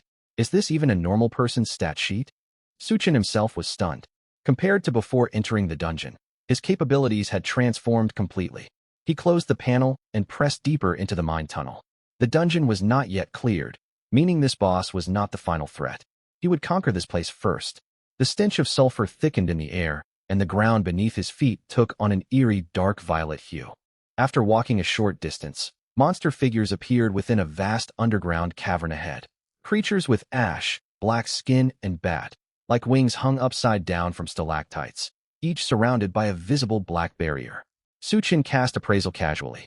Shadow Bat Elite Monster Level, 18 Strength, 480 Dexterity, 420 Constitution, 570 Spirit, 250 Skills. Shadow Barrier Passive.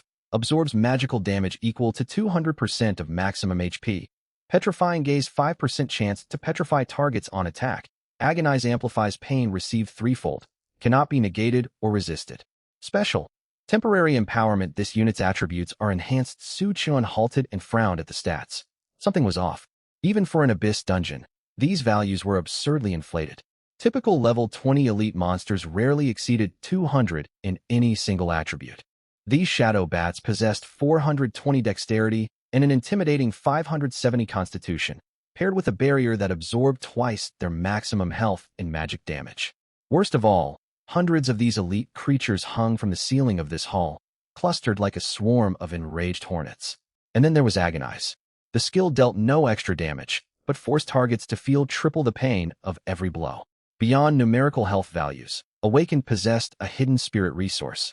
Once spirit was overwhelmed, unconsciousness followed, much like the fate of Kakashi under the Tsukuyomi. Suchin furrowed his brow. I recall fragments from textbooks. The vicious demon kind of the Northern Waste specialize in shattering the spirit. Their attacks inflict amplified pain. Could these be demons? He quickly shook off the thought with a chuckle. Demons were humanity's mortal enemies. Even newly promoted demons boasted terrifying combat prowess. How could they appear in a level 20 dungeon? I'm letting my imagination run wild. Suchin patted the hellhound skull hanging from his waist and shook his head. Barriers mean nothing to me. I don't rely on magical direct damage anyway. Suchin yawned and pointed his bronze staff forward. Clear them out. Boom. 100 corrosive serpent guards erupted from the ground.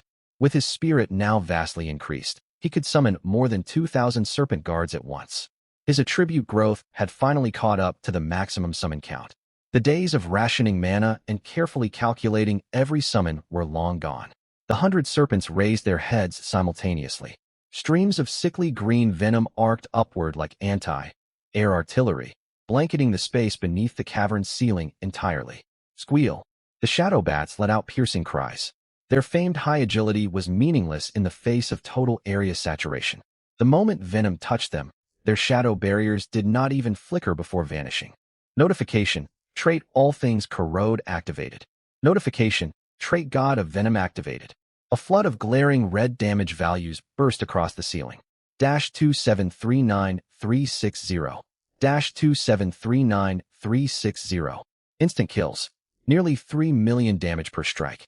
Even these empowered Abyss elites could not endure a single hit. One after another, hundreds of high-tier elites plummeted from the stalactites like falling fruit, dissolving into puddles of green sludge before hitting the stone floor. Notification: slain level 18 Shadowbat empowered Abyss elite. Level gap bonus. Experience plus 10,800. Notification: slain. His experience bar jumped sharply. Elites grant far more experience. At this pace, I'll hit level 16 soon. 10,000 experience per kill amazed Su Chun. A single elite equaled dozens of ordinary monsters from the outside world. Eyes gleaming, he charged straight into the remaining monsters. I won't leave a single one alive. Staff in hand, Su Chun eliminated Shadowbats as he advanced deeper. The cave stretched far, lined with countless oddly shaped stalactites.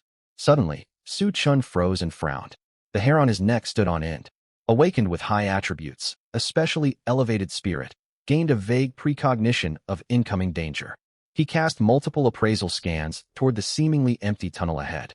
A sharp breath escaped his lips, and a chill ran down his spine. The passage appeared vacant, yet hundreds of shadow bats clung unseen to the ceiling above. Over 500 in total. Without careful scanning, any traveler would stumble blindly into their territory. Truly underhanded. A regular awakened would die without understanding what hit them. Su Chun felt a twinge of unease. This abyss dungeon was fiendishly designed. These bats shared a collective aggro pool. One wrong move, and all 500 would attack at once. Time for you to earn your keep. Su Chun lifted the hellhound skull hanging at his waist. Woof! The three-headed hellhound let out an unwilling yelp. The maws of its three abyss heads glowed with menacing dark crimson light. Boom! A towering wall of flames surged forth, covering 50 meters ahead. Screech! The shadow bats were caught completely off guard. Hundreds took flight in panic, yet the sea of fire swallowed them instantly. Minus 12,480, minus 11,694, minus 24,362 critical hit damage values streamed forth. As an accessory, the Hellhound skill damage now scaled with Su Chun's spirit stat. The 5-figure damage was not enough to slay the shadow bats outright. They shrieked and dove straight towards Su Chun. Su Chun simply smiled. The fire damage had done its job. It had applied poison. -2745600. -2746848. Wave after wave of massive damage numbers appeared. The bats rained down from the sky without pause. Su Chun's experience bar surged forward like a rocket. Notification: slain level 18 Shadowbat empowered Abyss Elite. Level gap bonus. Experience plus 10,800. Notification: slain. Notification: obtained Shadowbat wing rare material. Notification: obtained system notifications flooded his vision. 1 second later, brilliant golden light flashed. Su Chun rose to level 16, his experience bar halting at 3%. What a rush. One ability wipes the entire field. This is proper monster farming. Though the experience requirement skyrockets after level 15. Su Chun sighed. He'd hoped to gain multiple levels at once. He allocated his new stat points following his usual 3-to-2 ratio, then tossed several shadow bat carcasses toward the Hellhound skull. The accessory had no picky appetite, crunching through the bodies noisily. The three heads began squabbling over food portions. Fighting over your meals. I'll separate your food rations if you keep this up. Su Chun tapped each head gently. They quieted down eventually. Before long, the hunger meter filled to 100. What a handy piece of gear, and it doesn't occupy an equipment slot. The rewards of this abyss dungeon are incredible. Stepping across pools of green venom, Su Chun continued deeper. He encountered no further monsters along the way. He soon reached the very end of the cavern, which opened into a spacious, artificially constructed stone hall. At its center stood a throne built from piled bones and black ore. Upon the throne sat a towering giant nearly 5 meters tall, his body covered in jagged violet, black crystal growths. In his grip rested a broadsword as wide as a wooden door. The air warped with every breath he took. Abyss, Tainted Mind Tyrant Dark Gold Boss Rank. Dark Gold Grade Level. 20 Strength. 17,000 Dexterity. 12800 Constitution. 28,000 Spirit. 50-60 Skills. Earthquake. Abyss Cleave. Indomitable Demon Body activates below 50% HP. Grants super armor. Immunity to crowd control. 300% increased physical defense. Greater Agonize. Special. Temporary empowerment. This unit's attributes are enhanced. 28,000 Constitution. Su Chen stared at the ridiculous stat sheet, too stunned to even complain. There was no point commenting on the inflated numbers. Even so, his sharp combat awareness remained intact. He quickly ran rough calculations. Dark Gold tier bosses gained far more HP per Constitution point. Estimating 1,000 HP per point, that amounted to 28 million health. The true total is likely even higher. Su Chen clicked his tongue and glanced at the Hellhound skull. No wonder you were merely the first boss. The gap in power is enormous. The Hellhound snapped at empty air in protest. I'm glad I consumed those 8 Abyss crystals. Without them, I'd be stuck endlessly whittling this boss down. Su Chen thanked himself for his earlier choice. He chugged a golden grade mana potion he'd obtained from Zhang Ze and wasted no time slamming his staff against the stone ground. Rustle, rustle. He spared no mana this time, summoning serpent guards to his maximum capacity, 2,748 in total. Nearly 3,000 serpents filled the entire hall. Boosted by Su Chen's heightened spirit, each serpent grew to over half a meter thick and 3 meters tall, their forms far more defined and lifelike. The tyrant on the throne appeared startled. Anyone would panic seeing nearly 3,000 giant green serpents materialize out of nowhere. Attack! Before Su Chen finished speaking, all 2,748 serpents locked onto the tyrant atop the throne. Damned human! The Mind Tyrant surged to its feet and raised its broadsword to charge. A storm of venom hit him square in the face first. Venom spread outward. In the next instant, sickly green light burst across the tyrant's body. 3,451,488. 1256 by 2748 inch. The giant's massive frame stiffened, and a tenth of its health bar vanished instantly. He has an absurd amount of health. Su Chen murmured in awe. Roar!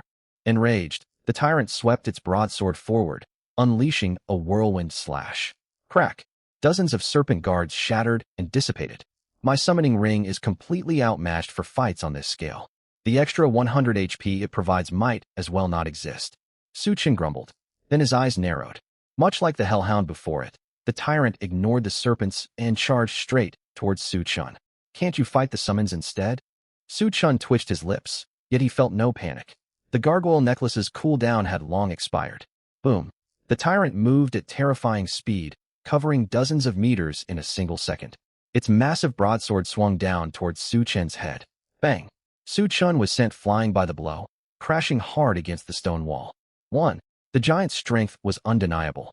In the corner of the hall, Su Chen watched calmly as the tyrant relentlessly pursued a phantom copy of himself, conjured via the Shadow Dancer ring. It seems these phantoms barely take physical damage, only receiving 1 damage per hit. I'm honestly starting to feel bad for whoever fights me. Su Chen twisted the shadow, gray ring on his finger. The phantom created by the Shadow Dancer ring was indistinguishable from the real Su Chen, and suffered only 1 point of damage from every incoming strike. It was an incredible ability. Time ticked onward, and the tyrant's health slowly drained away.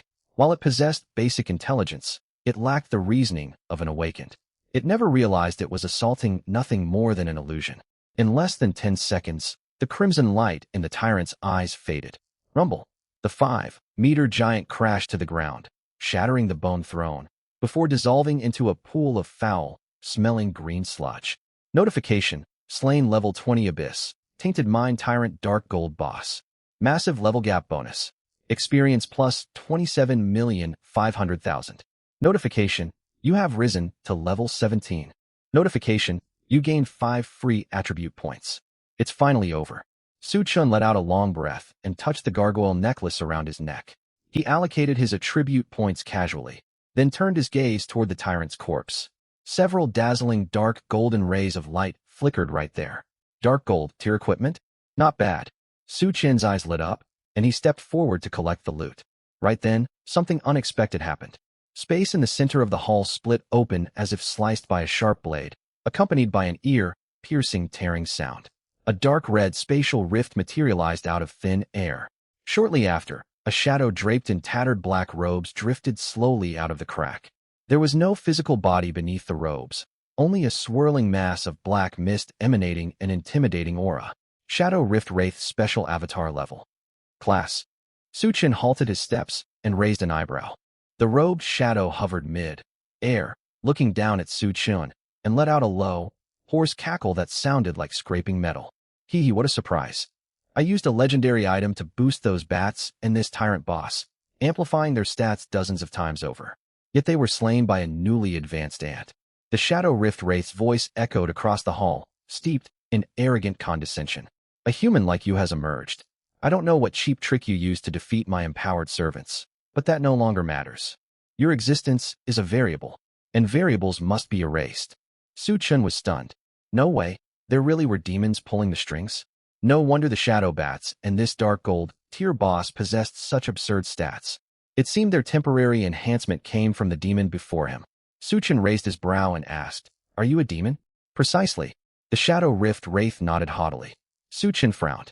"How did you get into someone else's instance?" "I thought every person's instance space was independent. Villains talk too much. I won't waste words with you." The moment his words fell, the Shadow Rift Wraith stretched out an arm condensed from black mist, pointing its fingertip straight at Su Chen. "To die by my hand is an honor. Perish." An ash-gray beam shot towards Su Chen's chest at a speed beyond the naked eye. Su Chen. Wait a minute. Why isn't this guy following the usual script? He had no time to think and summoned hundreds of serpent sentinels directly in front of him. 12487015. A horrifying damage value popped up. Dozens of the foremost serpent sentinels were instantly eliminated, dissolving into faint green motes. Su Chen's eyelids twitched. Damn, over 10 million damage? If that hit landed on him, he would be done for. Decent adaptability. The Shadow Rift Wraith sneered. This youth could summon serpent sentinels precisely to block his attack. He wasn't merely blessed with a powerful class, his battle awareness and the spot reactions were extraordinary. He could not be allowed to live. He chuckled coldly. I've been observing you for a long time. Your Serpent Spire has a 15-second cooldown, doesn't it? And you already expended your life-saving ability just now. Let me see what other tricks you have left. Su Chen's eyelids twitched continuously. These demons were far more intelligent than mindless instance monsters and bosses. He must have watched the fight between Su Chen and the tyrant for a while, waiting for Su Chen to exhaust his life-saving measures before revealing himself. Fortunately, Su Chen held more than one life-saving trump card. Whoosh, another ash-gray beam streaked forward. Just as the Wraith said, although Su Chen could summon serpent sentinels to intercept attacks, the ability carried a 15-second cooldown. With no way to dodge, he activated his gargoyle necklace. Crack! A layer of ash-gray rock instantly covered Su Chen's entire body, freezing him in place. Even his impassive expression solidified within the stone sculpture. 18. A 2-digit damage figure floated upward. Foolish human. The Shadow Rift Wraith sneered, and the mist beneath his robes churned violently. Turning yourself to stone? I've seen such tactics countless times. How long can you maintain this? It's nothing but futile resistance. Yet his smirk lasted less than half a second. He suddenly noticed that although Su Chen was petrified, the more than 2,000 strange green pillars behind him remained unaffected. Worse still, the triangular eyes on all the pillars locked onto him simultaneously. Corrosive serpent sentinels were fixed turret units. They only acted based on distance and aggro, regardless of whether their master was turned to stone. The instant the Shadow Rift Wraith appeared and attacked Su Chen, he had drawn the hatred of every serpent sentinel in the hall. Puffed, puffed, puffed, puffed, puffed. His answer came in the form of over 2,000 streams of sickly green venom shooting skyward.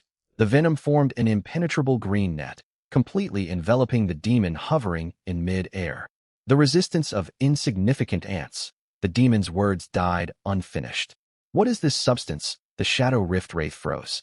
The venom splashing onto his misty form barely dealt any damage. Notification. Trait All Things Corrode activated. Notification. Trait God of Venom activated. The sickly green toxin quickly dyed his noble black mist. Immediately afterward, a terrifying red damage number floated above the demon's head. 346-3740. A shrill scream tore through the silence of the mine hall. The black mist forming the Shadow Rift Wraith churned frantically, shrinking visibly like snow tossed into boiling water. True damage? This is impossible. How can this be true damage? The demon lost all composure. Every trace of his prior arrogance vanished, replaced by unbridled terror and despair. After merely 1 second of toxin activation, the health of this avatar was nearly depleted. He sensed that 1 more second here would fully disperse his avatar. The rule backlash triggered by the avatar's destruction would collapse every node he established across other planes. Even his true body would suffer repercussions. Damn it! What kind of monster is this? The Shadow Rift Wraith shrieked. He did not even bother leaving a final threat. He poured all remaining power into escape. Sizzle, the spatial rift behind him stretched wide. The demon transformed into a green, tinged stream of light and scrambled into the crack. The rift sealed shut at once, as if he had never existed. Silence fell once more over the hall. A second later, damn this repulsive skill. Why can't I dispel the toxin? How could you play such a dirty trick? Petrifying yourself while poisoning me. The wraith's roar echoed through the hall. Luckily, Su Chun was trapped in stone form. Otherwise, he would have been grinning widely. He broke the demon's confidence completely. The poison he inflicted could not be dispelled, not even by powerful demons. Several more seconds passed. Dead silence lingered in the air until the system notification chimed. Notification: killed Shadow Rift Wraith special avatar. Poison stack limit +1. Once the system prompt faded, Su Chun frowned slightly. Only one poison stack gained, no experience points. It seemed killing demons worked the same way as slaying other professional cultivators. They only increased his poison cap and granted no experience. The petrification wore off soon after, and Su Chen's skin returned to normal. He stretched his arms and strode forward to retrieve the spoils left behind by the tyrant boss. Notification: obtained Abyssal Doom Hood Dark Gold tier. Notification: obtained Abyss Gaze Crystal Dark Gold tier ×2. Notification: obtained Giant Abyss Bone Rare Material ×8. Notification: obtained Demon River Water Legendary tier ×2. Notification: obtained Gold Coins ×127536. The first item was pitch black, shrouded in drifting black mist like a ghost. Abyssal Doom Hood Dark Gold tier. Dark Gold usage requirement. Level 18 Spirit plus 460 Stamina. 40 Affix 1. Additional 20% Spirit Affix 2. Unlocks after Abyss Corrosion 0 half stacks. Affix 3. Unlocks after Abyss Corrosion 0 fourth stacks. Another Abyss set piece. This single hood provided a whopping 460 Spirit points. If Dark Gold gear is this formidable, I can't imagine how powerful epic or legendary equipment would be. Su Chun wondered. It's a shame I can't equip it yet. I'm dying to see the set bonuses for Abyss Corrosion. Su Chun felt frustrated. He was only level 17 and could not wear the hood for the time being. He stored it in his backpack and continued examining his loot. Abyss Gaze Crystal Dark Gold tier. Dark Gold effect. Permanently grants 200 spirit upon consumption, but permanently reduces all physical, magical damage and healing output by 2%. A Dark Gold crystal. Su Chen's eyes lit up. A fantastic treasure. Too bad only 2 dropped. He swallowed them without hesitation. Notification: successfully consumed Abyss Gaze Crystal Dark Gold tier. Spirit plus 200. All physical, magical damage and healing output permanently reduced by 2%. Notification: successfully consumed Abyss Gaze Crystal Dark Gold tier after ingesting both crystals. Su Chen's spirit surged by another 400 points. He paid no mind to the 4% damage reduction. Recent battles had proven that his direct damage, as well as that of his Serpent Sentinels, was negligible. His true power lay in poison. He only needed to apply toxins, and the poison would handle everything else. The giant abyss bones were rare materials. While the quantity was low, materials originating from the abyss always fetched a high price. Lastly floated several strange black droplets suspended in mid-air, dark and glossy as jade, defying gravity without any container. Demon River Water tier, legendary effect, special material originating from the Demon River. Rumored to temporarily boost combat power upon consumption. Legendary tier. Su Chen's pupils constricted upon seeing the rank label. Epic tier equipment was treasured as heirlooms for major clans. Legendary tier items were rarely seen on the market. Every time one appeared, even low-level variants triggered fierce competition among all major forces. Could these black droplets be the legendary item the Shadow Rift Wraith used to empower the Shadow Bats and the Tyrant? Su Chun carefully stowed the Demon River water in his backpack. It was demon-related, and its description was vague. He dared not consume it casually. Time to leave. I need to get out quickly. Su Chun did not dare linger. Who knew if the Shadow Rift Wraith might return for revenge? Wait. Just as Su Chun prepared to step into the teleportation portal, he spotted a small black card lying where the Wraith had vanished. He walked over and picked it up. Soul Thief Codex tier, legendary effect, steal one skill from a target. The stolen skill does not occupy a skill slot and lasts permanently. Cooldown, 10 years. Su Chen's eyes widened abruptly. Something like this exists? The Soul Thief Codex's effect was brutally straightforward. Steal another person's skill.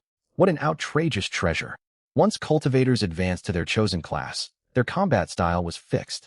Some excelled in frontal combat, others in stealth assaults, and many specialized in support. This small card opened an entirely new possibility. It allowed one to build a far more complete, multi-faceted combat system. It's practically a divine artifact. If this went up for auction, it could easily sell for tens of billions. The only downside is the absurdly long cooldown. Otherwise, stealing hundreds of skills would be incredible. Su Chen secured the codex and resolved never to speak of it to anyone. He understood the principle. Innocence attracts trouble when one possesses unmatched treasures. With the cards safely stored away, Su Chen stepped firmly into the teleportation portal without further delay. A few minutes later, a pitch-black figure arrived in the hall. Solid black energy enveloped his body, emanating terrifying destructive power that threatened to tear space apart. He was vastly more imposing than the weak avatar from before. This was the Shadow Rift Wraith's true body, rushing over in a fury. His face was dark with rage. Although he could manifest across countless planes, he bore a critical weakness. The destruction of any avatar severely harmed his true body. Worse still, spatial displacement meant there was a risk of dropping items belonging to his main form. Moments earlier, he realized his Soul Thief Codex was gone. He had fought fiercely against numerous rivals to seize that treasure. In truth, his ability to manifest simultaneously across countless instance planes came from hoarding powers plundered from many others. On his own, he could never achieve such a feat. His eyes blazed with fury. Brat, I will remember this grudge. Tianhe City, outside the Howling Mine instance entrance. The atmosphere here was stifling. Thousands of fully armed cultivators surrounded the twisted light gateway of the instance. Mage regiments belonging to Tianhe City's garrison had set up mana artillery on surrounding high ground, cannon tips glowing with ominous charging crimson light. First-line mage regiment, in position. Frontline heavy warriors, raise shields. Medical support teams, fall back to the safety perimeter. Orders raced back and forth across communication channels. Lei Jun stood at the forefront, gripping a greatsword crackling with violent lightning. The dark purple demon, burn scars covering his left face, twitched uncontrollably. 10 minutes prior, military sensors detected an overwhelming abyss energy surge originating deep within Howling Mine, alongside the unique demonic frequency belonging to the Shadow Rift Wraith. Others might not grasp what this signified, but Lei Jun knew all too well. It meant the Shadow Rift Wraith's plan was nearly complete. The tragedy of Donghai City 10 years ago repeated in his mind. The scars on his face and his stagnant level 140 served as constant reminders of that nightmare. Commander. A lieutenant hurried forward, his face pale. The formation mages report the instance's spatial structure is on the verge of collapse. Energy readings have exceeded the instrument's maximum threshold. Monsters inside will break through at any moment. Lei Jun stared fixedly at the portal, his voice ice cold. Seal all Tianhe City gates. Run the teleport arrays at maximum power to evacuate civilians. Mages, prepare for indiscriminate bombardment. If the Shadow Rift Wraith emerges, I will hold him off. Bomb everything, including me. But Commander, there may still be cultivators trapped inside. I said, bomb everything including me. Lei Jun whirled around, roaring like a wounded beast. Just then, the twisted instance portal flickered violently. It's coming. Everyone prepare. Thousands of cultivators tightened their grips on their weapons. Countless buff skills ignited among the crowd. Colorful magical elements churned wildly in the air. Lei Jun drew a deep breath. Lightning surged across his greatsword. His body coiled like a drawn bow, ready to charge into battle. A beam of white light erupted from the portal and landed in the center of the encirclement. Everyone's breath caught. The mages were nearly finished channeling their spells. The light faded. A young man wearing black chest armor and clutching an iron, great staff stood casually in place. Dead silence. The thousands-strong military encampment fell into bizarre quiet. Su Chen froze where he appeared, staring at the army pointing countless weapons and artillery straight at him. What on earth was going on? All he did was clear an instance. Was dispatching an entire military blockade necessary? If he saw correctly, those cannons were epic, tier siege weapons removed from Tianhe City's city walls. An accidental shot would obliterate him instantly. Su Chen swallowed hard. I haven't broken any laws, right? What's happening? Lei Jun stared at the youth who should have perished deep inside the instance. His eyes twitched violently. The lightning swirling around his body flickered, then fizzled out. You. Lei Jun strode forward. His scarred face carried immense pressure. Did you escape from inside? You survived. Su Chen recognized the man and cast Detect. Lei Jun level. Class. Commander Lei. Su Chen exclaimed. No wonder he looked familiar. This was the garrison commander frequently featured on Tianhe City's broadcasts. A towering figure. Rumor claimed his strength reached level 140, powerful enough to crush He Kaishan, a level 60 cultivator, with a single palm. Su Chen forced a dry laugh. I suppose I'm still alive? Impossible. The lieutenant beside him could not hold back his shock. Abyss energy readings inside the instance maxed out. All monsters were corrupted by the Abyss, and a powerful demon avatar may be present. Even a level 42nd turn elite would die instantly inside. You're only a newly awakened. Wait, level 17. Before the lieutenant finished speaking, he caught sight of Su Chen's level. His eyes nearly popped out of his head. Everyone nearby ignored etiquette and fired Detect at Su Chen nonstop. Level 17. Isn't he just a student who advanced to his class a few days ago? Is this leveling speed some kind of cheat? I recall he entered the instance at level 13. Whispers erupted across the crowd. Everyone stared at Su Chen as if witnessing a monster. Most examinees struggled to hit level 13 before their college assessment. Reaching level 15 already qualified one as a genius. Yet this youth was nearly level 17 with days still remaining before the assessment. Commander, an officer shouted shakily. Abyss corruption signatures inside the instance have vanished. What? Lei Jun's eyes flashed. He teleported to the portal and stared at the swirling gateway. The once blood-red portal had returned to its usual calm blue. Everyone present understood what this meant. The Abyss instance had been cleared. He cleared the instance by himself? No wonder he hit level 17. The military sent elite teams with epic gear inside, and none returned. He cleared it alone with shoddy equipment? Lei Jun raised a hand to quiet the crowd. He locked eyes with Su Chen, attempting to spot any trace of deception on the young man's face. Boy, Lei Jun's voice sank low. Tell me what you encountered inside. Were the monsters abnormally strong? Deep within the instance, did you see a shadowy black figure? Su Chen paused. From what Lei Jun said, did they already know there were demons inside? Yeah, it's pretty unbelievable. Su Chen followed Lei Jun's lead. Those stats are completely inhuman, and that shadowy figure seemed to be an avatar of a powerful demon. You really encountered the avatar of the Rift Shadow Demon. Lei Jun's pupils suddenly constricted, his muscles tensing once more. He grabbed Su Chen by the shoulder. How did you survive? That creature's attack power is absurd. Even as just an avatar, a level 80 warrior with all points invested in vitality couldn't withstand its blows. Lei Jun's grip was incredibly tight, sending sharp pain shooting through Su Chen's shoulder. Su Chen winced, quickly scrambling for an explanation in his mind. He couldn't exactly say he'd overwhelmed the Rift Shadow Demon with the true damage from his deadly poison, could he? I have no idea myself. I'd just reached the final boss chamber when that rogue demon showed up and ambushed me out of nowhere. I thought I was a goner, but then, Su Chen spread his hands, putting on an innocent expression. For some reason, it suddenly let out a shriek and died on the spot. Su Chen spoke with the most sincere tone, telling a half-truth. He really had been attacked, and the demon really had perished. He'd merely omitted that minor detail of drowning it in venom. Died on its own. Lei Jun frowned, clearly finding this account hard to believe. Yet staring at Su Chen's mere level 17 stats, he had no choice but to accept it. How could a level 17 newcomer possibly fight against the avatar of the Rift Shadow Demon? Could the creature have run into some trouble and been repelled by the dungeon's rules? That was the most reasonable explanation Lei Jun could come up with. He let go of Su Chen's shoulder and let out a long breath. Regardless, the worst-case scenario had been avoided. The tragedy that struck Donghai City would not repeat itself in Tianhe City. You've got incredible luck, kid. Lei Jun looked at Su Chen, his gaze layered with complex emotions. There was shock, scrutiny, and a trace of barely perceptible admiration. To solo all the way to level 17 inside a corrupted Abyss dungeon and survive an encounter with an avatar of a powerful demon. Whether by luck or something else, this young man named Su Chen was anything but ordinary. Very well. I declare the Tianhe City crisis resolved. Lift the blockade. Lei Jun turned and waved at his adjutant. At the order, the fully armed soldiers around them collectively relaxed, the unbearable tension finally easing. They had prepared to defend Tianhe City to their last breath. Troops began to withdraw in orderly fashion. Lei Jun turned back, saw Su Chen standing dazed, and pulled him aside. Su Chen, right? The military will suppress news of what happened today. The matters involving demons are far beyond what you can handle right now. Lei Jun's tone turned cold and rigid, typical of a soldier.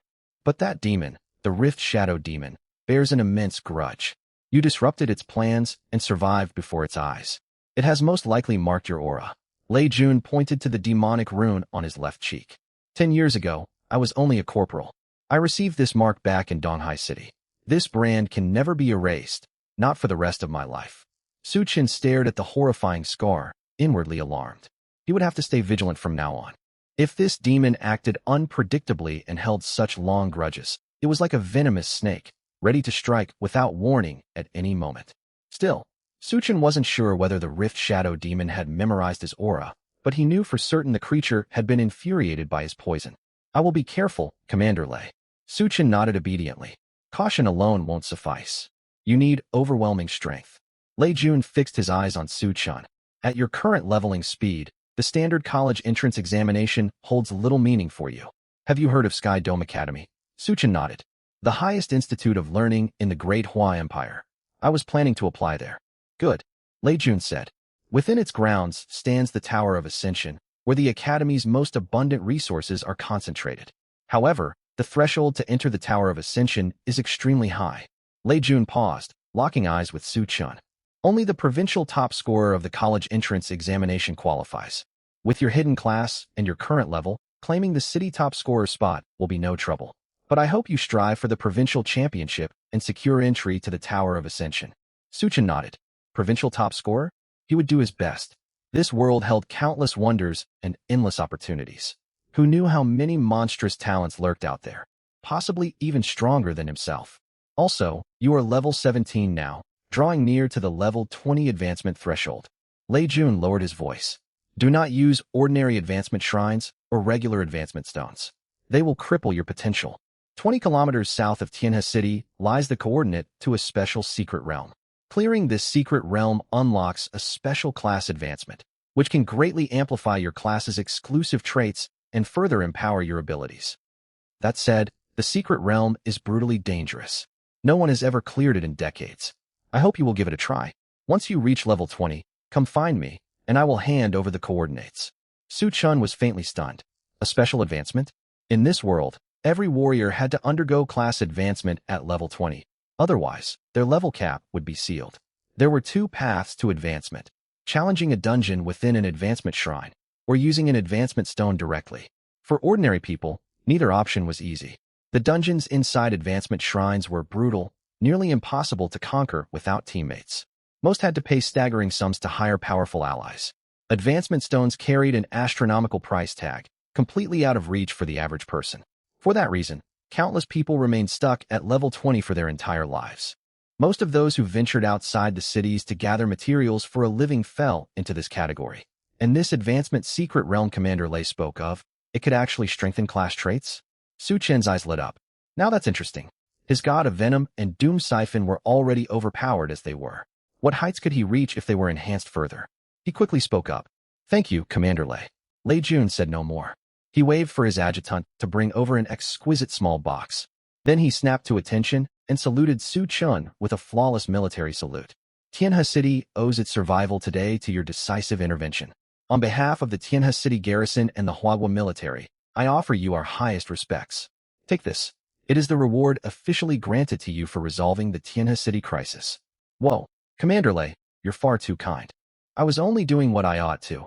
I really shouldn't accept this. Su Chen stretched out his hands without hesitation, taking the box and opening it immediately. Inside rested a small badge shimmering with purple radiance. The front bore the official national emblem and military insignia, while 4 characters, military forged, were engraved on the reverse. Mind Veil badge dark gold tier. Tier, dark gold. Requirements to equip, none. Trait, Mind Veil, blocks detection arts cast by practitioners below level 100. A priceless treasure. Su Chen had long been troubled. Everyone in this world wielded detection arts, leaving him as exposed as if he wore no disguise. With this badge, no practitioner below level 100 could freely view his stats. Lei Jun froze mid-gesture, the corners of his mouth twitching.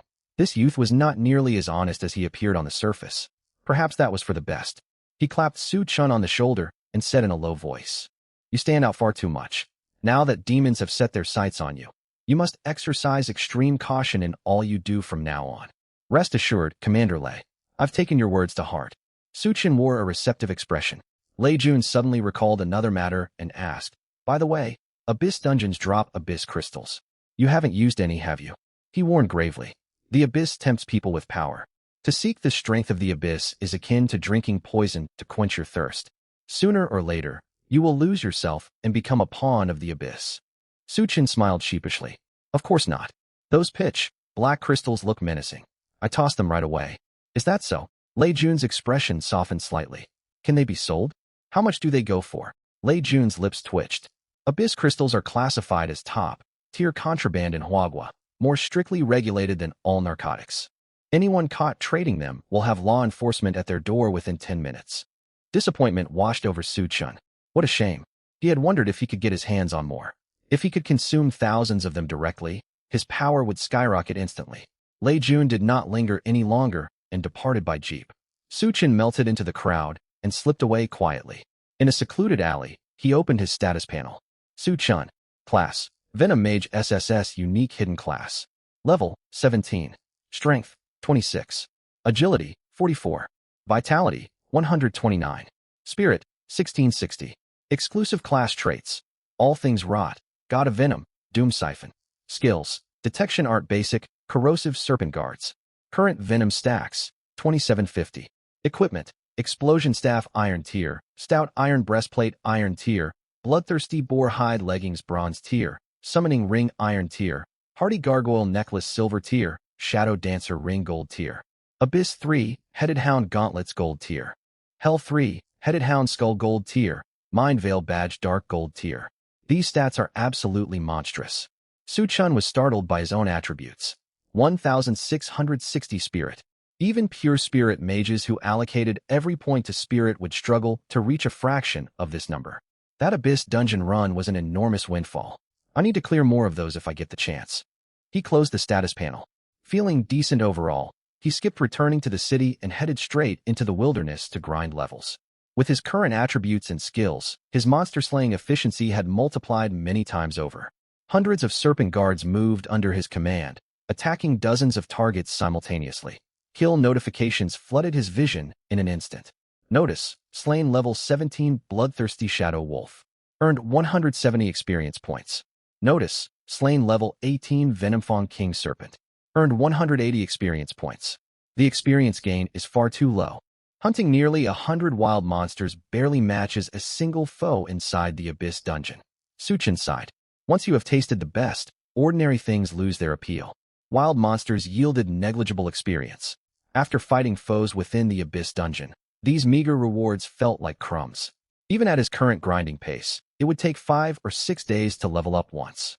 Still, every kill allowed him to stack more venom. This was the cheat code of limitless growth.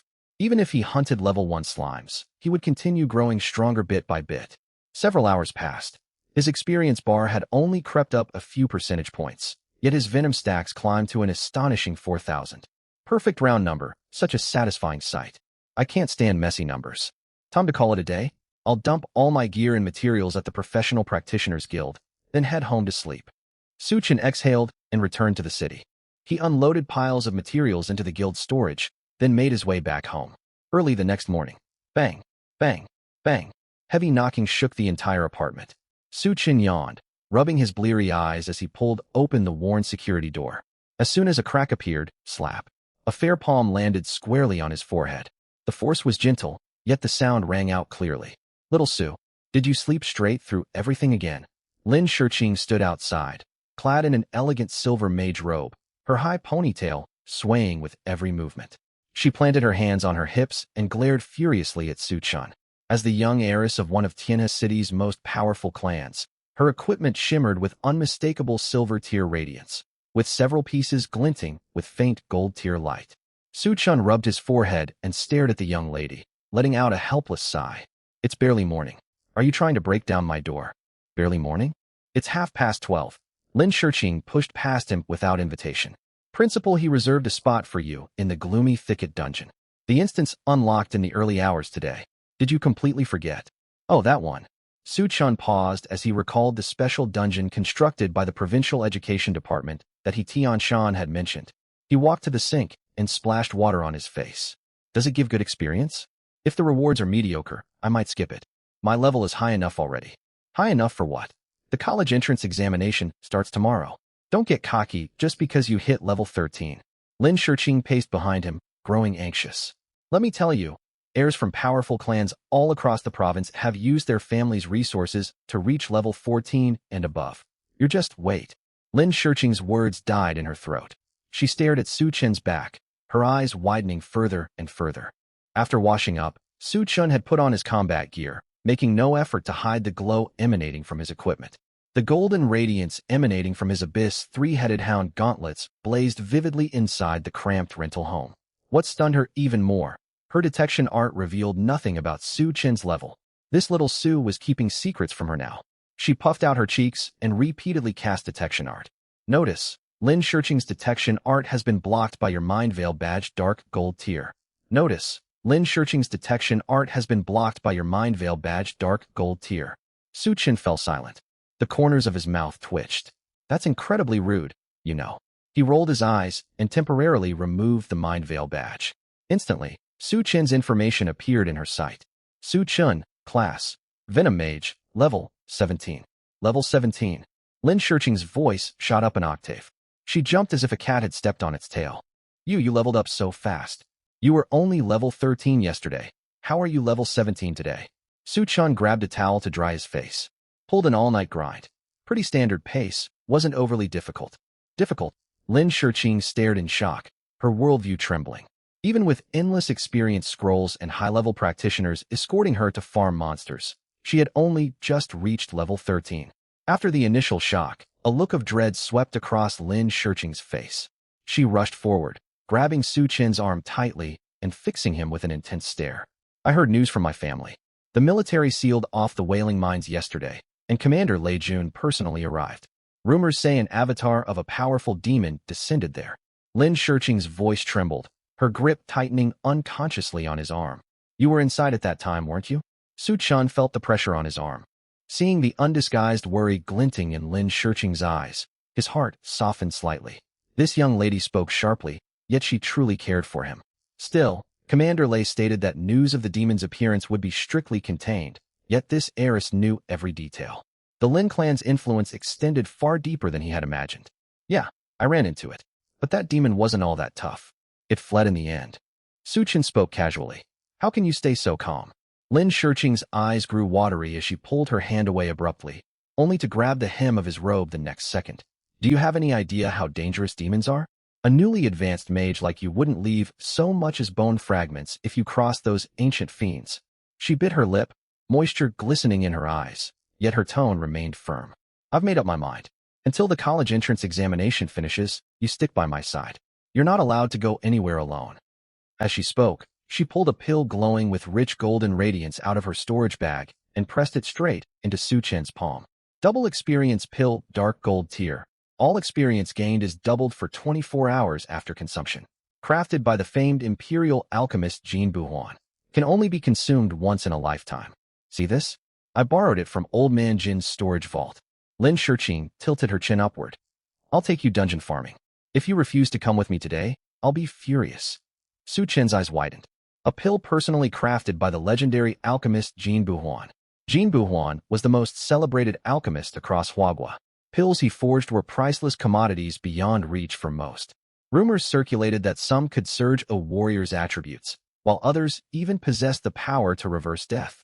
He also held another title, chairman of the Professional Practitioners Guild. Su Chen stared at the invaluable double experience pill in his palm, then glanced at Lin Shiqing, who hovered beside him like a protective hen. He couldn't help smiling. This young lady certainly had an unusual way of showing concern. Still, with this pill, he could push for several more levels before the examinations.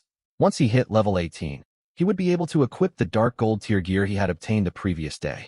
Perhaps, he might even reach level 20. If he hit level 20, he might not have time to attempt the advancement Secret Realm Commander Lei mentioned before the exams, but new skills unlocked every 10 levels. The Serpent Guards he gained at level 10 had already proven how overpowered his class was. What ability awaited him at level 20? Very well. Since young Miss Lin has extended such a warm invitation, I suppose I can tag along. Suchin shrugged. Good to see you know what's best. Lin Shiqing huffed, though a faint smile tugged secretly at her lips. She grabbed Suchin's wrist and dragged him off. Hurry up. This dungeon is managed by the education department, on the outskirts of the provincial capital. It's quite a distance away. We need to take the teleportation array. Teleportation arrays connected all major cities in this world. A ticket to the provincial capital cost 1,000 huayuan, a sum many ordinary citizens could not easily afford. During the journey, Lin Shiqing chattered non-stop, explaining details about the dungeon. This dungeon differs from the rest. You gain experience from slaying monsters and defeating bosses, but you also receive a large experience reward upon full clearance. That means we need to clear it as quickly as possible so we can run it multiple times. Experience awarded upon clearing the dungeon? Suchin nodded with understanding. All dungeons and secret realms he had encountered previously only granted experience from monster kills, with no rewards for full completion. This world was vast and full of endless surprises. Half an hour later, the outskirts of Jiangnan City, the entrance to the gloomy thicket dungeon. A crowd thronged outside the dungeon entrance, filled with constant shouts and chatter. Forming a party. Needs strong damage dealers, preferably mages. The top talent from Wenshui City is starting a hard mode run. Seeking level 12 plus powerful teammates. Tanks or hidden classes welcome. All varieties of potions for sale. Matching guild prices, guaranteed authentic. Selling complete guides for the dungeons, first third.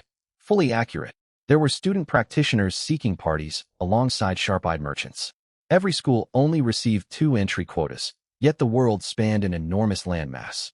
Jiangnan province alone contained over 100 prefecture-level cities and countless schools. Little Su, listen carefully. This dungeon is extremely challenging. Lin Shiqing walked alongside him, speaking earnestly. The monsters inside are highly agile and no poison arts. Stay behind me once we enter. I'll cast stealth on you, and don't rush into danger. Shiqing, I knew you'd come. A youthful voice cut through Lin Shiqing's instructions. A young man with a buzz-cut, round cheeks, stubble along his jaw, and white socks stepped forward, accompanied by 3 similarly dressed attendants. Player, Zhao Qua. Class, Gale Warrior. Level, 13. The eldest young master of the Zhao clan of Jiangnan Province, a renowned wealthy heir. Shiqing, I knew you'd come here to grind. I've assembled an elite team where everyone's above level 11, and we're in need of a healer. Team up with us for hard mode, and I guarantee I'll carry you. Zhao Qua stepped forward with what he thought was a charming smile. Suchin broke out in goosebumps. Shit, a man with a full beard wearing white ankle socks. Was he here to pick a fight? At that moment, Zhao Qua's gaze landed on Suchin standing beside Lin Shiqing. Well, look who it is. The so-called genius Suchin from Tianhe City. Zhao Qua sneered, his eyes filled with contempt. What? You here leech off others. Tianhe City's just a backwater. Have you even hit level 10 yet? Shiqing, why are you dragging this dead weight along? He'll just get us killed inside the dungeon. Lin Shiqing's expression darkened, ready to retort. Zhao Qua, watch your mouth. Suchin gently pulled her back a little, a look of disgust on his face as he asked. Are you from Bashu? Zhao Qua froze. He'd expected Suchin to fly into a rage, not some out-of-the-blue question. I'm a native of Jiangnan. Oh, my mistake then. Are you male or female? Zhao Qua finally caught on. His face flushed bright red. Damn it, can't you see these muscles on me? It's exactly those muscles that make you seem odd. I think you'd fit right in with Bashu folk. With that, Suchin lost interest in talking to him. He brushed past Zhao Qua and headed toward the dungeon portal. Zhao Qua stood there dumbfounded. He'd prepared a whole string of mocking remarks, yet it felt as if he'd punched a pile of cotton. What are you acting so smug for? Zhao Qua roared in frustration. Shiqing, the monsters in this dungeon have absurd stats. Even our provincial city 5-man squad barely survived the boss just now. If the 2 of you manage to clear it, I'll eat this giant greatsword right here on the spot. Suchin said nothing. He simply turned his head and waved at Lin Shiqing. Let's go, young Miss Lin. Okay. Lin Shiqing shot Zhao Qua a sharp glare before hurrying to catch up with Suchin. Suchin reached the glowing dungeon gate and cast Scry. Gloomy Forest Dungeon Level. 15 to 20 select difficulty. Normal, hard, hell, nightmare. Lin Shiqing nervously rubbed her palms together. Little Su, pick normal. The weakest monsters here are level 15. Let's play it safe. Suchin stared at the options, silently calculating. Wasting the double EXP pill on normal mode would be a huge loss. If he was going to farm, he needed maximum rewards. Without the slightest hesitation, he raised his hand and tapped the blood-red glowing option all the way to the right. The pale blue portal instantly turned scarlet, and a thick, nauseating stench of blood washed over them. Notification: you have entered Gloomy Forest Nightmare difficulty. Notification: monster stats are boosted on this difficulty, and their aggro range is expanded. Stay vigilant. Whoosh. The two figures were swallowed by the crimson portal. Before the dizziness from teleportation faded, Lin Shurqing caught sight of the Scarlet System notification. Little Su. Lin Shurqing's frantic shout exploded beside Su Chen's ear. Did you click the wrong option? This is Nightmare Mode. Nightmare Mode. The crimson glow slowly faded from their vision. The air reeked of rotting humus mixed with sickening blood. The lush green trees visible outside the dungeon were now sickly gray-black. Thin streaks of scarlet light barely pierced the canopy, painting the forest like a living purgatory. The moment Lin Shurqing's feet touched the ground, she shuddered uncontrollably. Little Su, have you lost your mind? Lin Shurqing spun around and grabbed Su Chen's arm, her voice trembling. This is nightmare difficulty. Do you understand what that means? Su Chen's head spun slightly. This girl sure had a loud voice. I can read, young Mississippi. He replied casually while checking a new status on his interface. Environmental debuff. Within this nightmare dungeon, all profession users' HP regeneration is reduced by 50%, vision range cut by 70%, and monster aggro radius increased by 200%. He scanned his surroundings. Twisted, pitch-black dead trees and tangled vines stretched out everywhere. Visibility only extended roughly 20 meters before everything dissolved into darkness. In this world, dungeon difficulty brought severe debuffs, and each dungeon came with unique penalties. This nightmare mode didn't just hinder HP recovery, it crippled sight as well. Still, it was nowhere near as brutal as the Abyss dungeon from yesterday, where every attack felt like scratching armor. Lin Shurqing tugged hard on Su Chen's arm, trying to drag him back toward the exit portal. You think this is some beginner school dungeon? I'm being serious, Little Su. Early this morning, elite teams from number 2 and number 6 high cleared normal difficulty. The bloodthirsty Shadow Wolves here have a base agility stat of 60, and their attacks inflict poison damage. 2 level 12 tank warriors barely manage to hold the line against them. Nightmare monsters have over 3 times the stats of normal mode foes. Even at level 17, your mage has pitifully low HP. A single hit will kill you instantly. Lin Shurqing spoke rapidly, her silver, grade staff lighting up in her grasp. I'll cast Veil of Concealment. We need to exit right away. 2 people can't tackle nightmare difficulty. Su Chen looked at Lin Shurqing's pale, anxious face. Even though she was clearly terrified, she instinctively stepped forward to shield him. This young lady was usually haughty, but she stood by him when it counted. But retreat? Su Chen had no intention of leaving. He wanted to see just how tough nightmare difficulty truly was. Young miss, look ahead. Instead of triggering the exit, Su Chen lifted his blast staff and pointed toward a thicket ahead. Look at what? We need to. Lin Shurqing never finished her sentence. The bushes in front of them shook violently. Along with an eerie grinding of bones, 3 bull-sized giant wolves slowly emerged from the shadows. Their fur was a sinister blood red, and ghostly emerald flames burned in their eyes. As the 3 wolves appeared, the scry panels popped up for both players. Bloodthirsty Shadow Wolf level, 15 strength, 130 agility, 180 stamina, 100 spirit, 80 skills, bite, shadow lunge, deadly toxin nightmare exclusive trait, bloodlust. Attack speed increased by 50% when HP drops below 30%. Lin Shurqing stared at the stats floating before her, her face draining of color, her breath catching in her throat. 180 agility. Her voice turned dry. On normal difficulty, bloodthirsty Shadow Wolves only had around 60 agility, manageable with careful play. At 180 agility, these monsters moved and struck far too quickly for a mage and a priest to evade, not to mention their 130 strength. A single shadow lunge could easily tear through her silver, grade light armor. Lin Shurqing's heart sank. 3 nightmare Shadow Wolves. With just 2 squishy casters, they wouldn't last a minute. Little Su, run for the portal. Lin Shurqing gritted her teeth and raised her staff high. Veil of Concealment.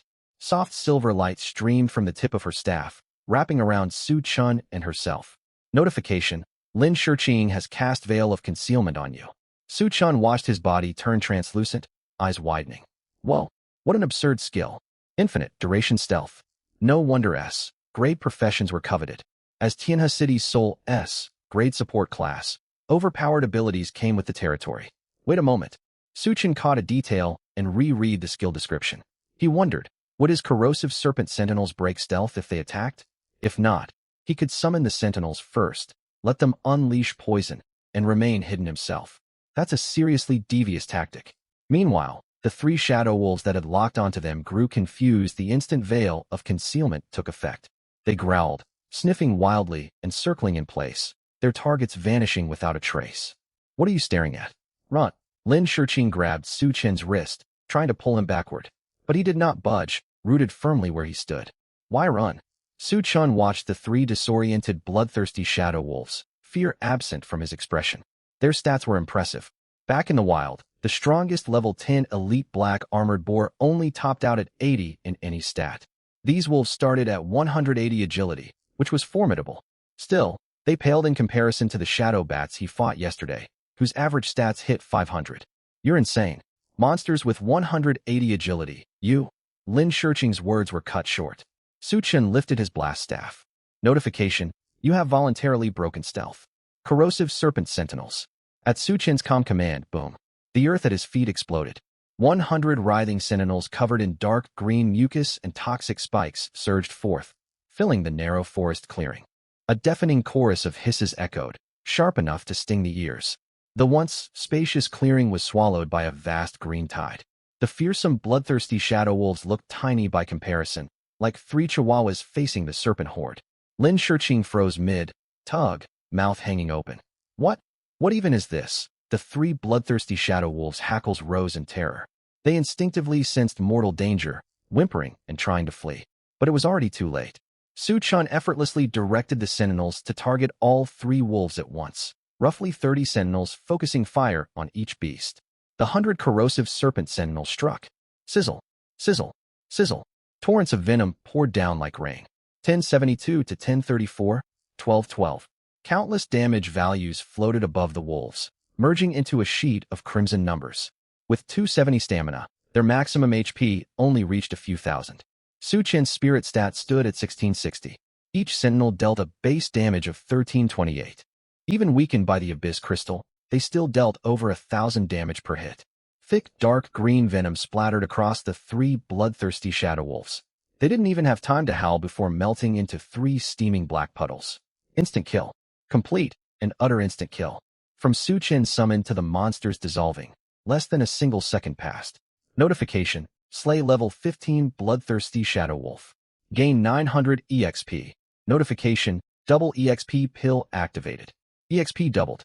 Notification, gain 1800 EXP.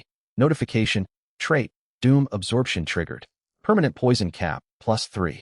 Current cap, 4,003 stacks. Pleasant system alerts chimed repeatedly in Su Chen's ears. He nodded in satisfaction. We still get 1,800 EXP each after party split. The EXP payout is pretty generous. Combined with the double EXP pill and nightmare difficulty bonuses, it's not quite as good as the Abyss Dungeon, but it's solid. A few silver coins and a faintly glowing piece of equipment lay on the ground. Su Chen stepped forward and picked up the loot. Cursed wrist guard common. Agility +12, required level 15. Even regular mobs drop gear? Nightmare mode certainly has great drop rates. Su Chen tossed the wrist guard into his backpack and turned toward Lin Shiqing, still standing rigidly in place. He waved a hand in front of her eyes. Young miss, stop spacing out. Let's move, more EXP waits ahead. Lin Shiqing turned stiffly to face him. Little Su, what exactly did you just do? Cleared some mobs, Su Chen replied matter-of-factly. Just a few shadow wolves. That was not just clearing mobs. Lin Shiqing snapped, finally snapping out of her stupor.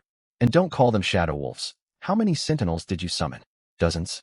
How does a level 17 mage have enough mana for that? And that damage? I saw over 1,000 per hit. Lin Shiqing's mind struggled to process everything. All the textbook knowledge and lessons from high-tier tutors her family hired crumbled before her eyes. She'd seen summoners before, but none could summon creatures dealing over 1,000 damage at level 17. Worse still, Su Chen summoned 100 of them. That meant total damage topping 100,000. Su Chen scratched his cheek at her stunned expression. This was nothing. She was overreacting. If she witnessed the venom aura ticking 6 million damage every second, she'd probably faint on the spot. It's just my class trait, nothing special. He avoided elaborating and asked, how long is the cooldown on your concealment skill? Huh. Lin Shiqing snapped back to reality after a pause. 10 minutes. All right. Once the 10 minutes pass, cast it on me after I summon the sentinels. Got it. Let's go. Keep farming. Without waiting for her reply, Su Chen strode deeper into the forest. Lin Shiqing stared at his back, then glanced at the 3 toxic puddles on the ground. She gritted her teeth and hurried after him. Little Su, wait up. What kind of overpowered class are you anyway? How high is your spirit stat? Shoo, a young man's secret. Don't ask. You're so annoying. For the next 10 minutes, Lin Shiqing remained in constant shock. Everything she had been taught growing up told her nightmare dungeons demanded cautious progress, careful skill cooldown management. Reality, however, looked nothing like that. Su Chen wandered along as casually as someone strolling through his own backyard. Little Su, monsters ahead. Lin Shiqing gripped her staff tensely. Corrosive serpent sentinels. Su Chen waved his hand. Boom. Sentinels burst from the earth. Sizzle, sizzle, sizzle. Monsters melted away. Patrol approaching on the left. Corrosive serpent sentinels. Boom. Sizzle, sizzle, sizzle. Another group of monsters dissolved. Whether facing high, agility bloodthirsty shadow wolves, high, HP corrupted treants, or even level 20 elite mutant vine hacks, none could survive the tide of sentinels. Their health bars vanished in an instant. Instant kills. Endless instant kills. Lin Shiqing's role shifted from protect Su Chen at the start to a dedicated loot collector. Little Su, another piece of gear dropped.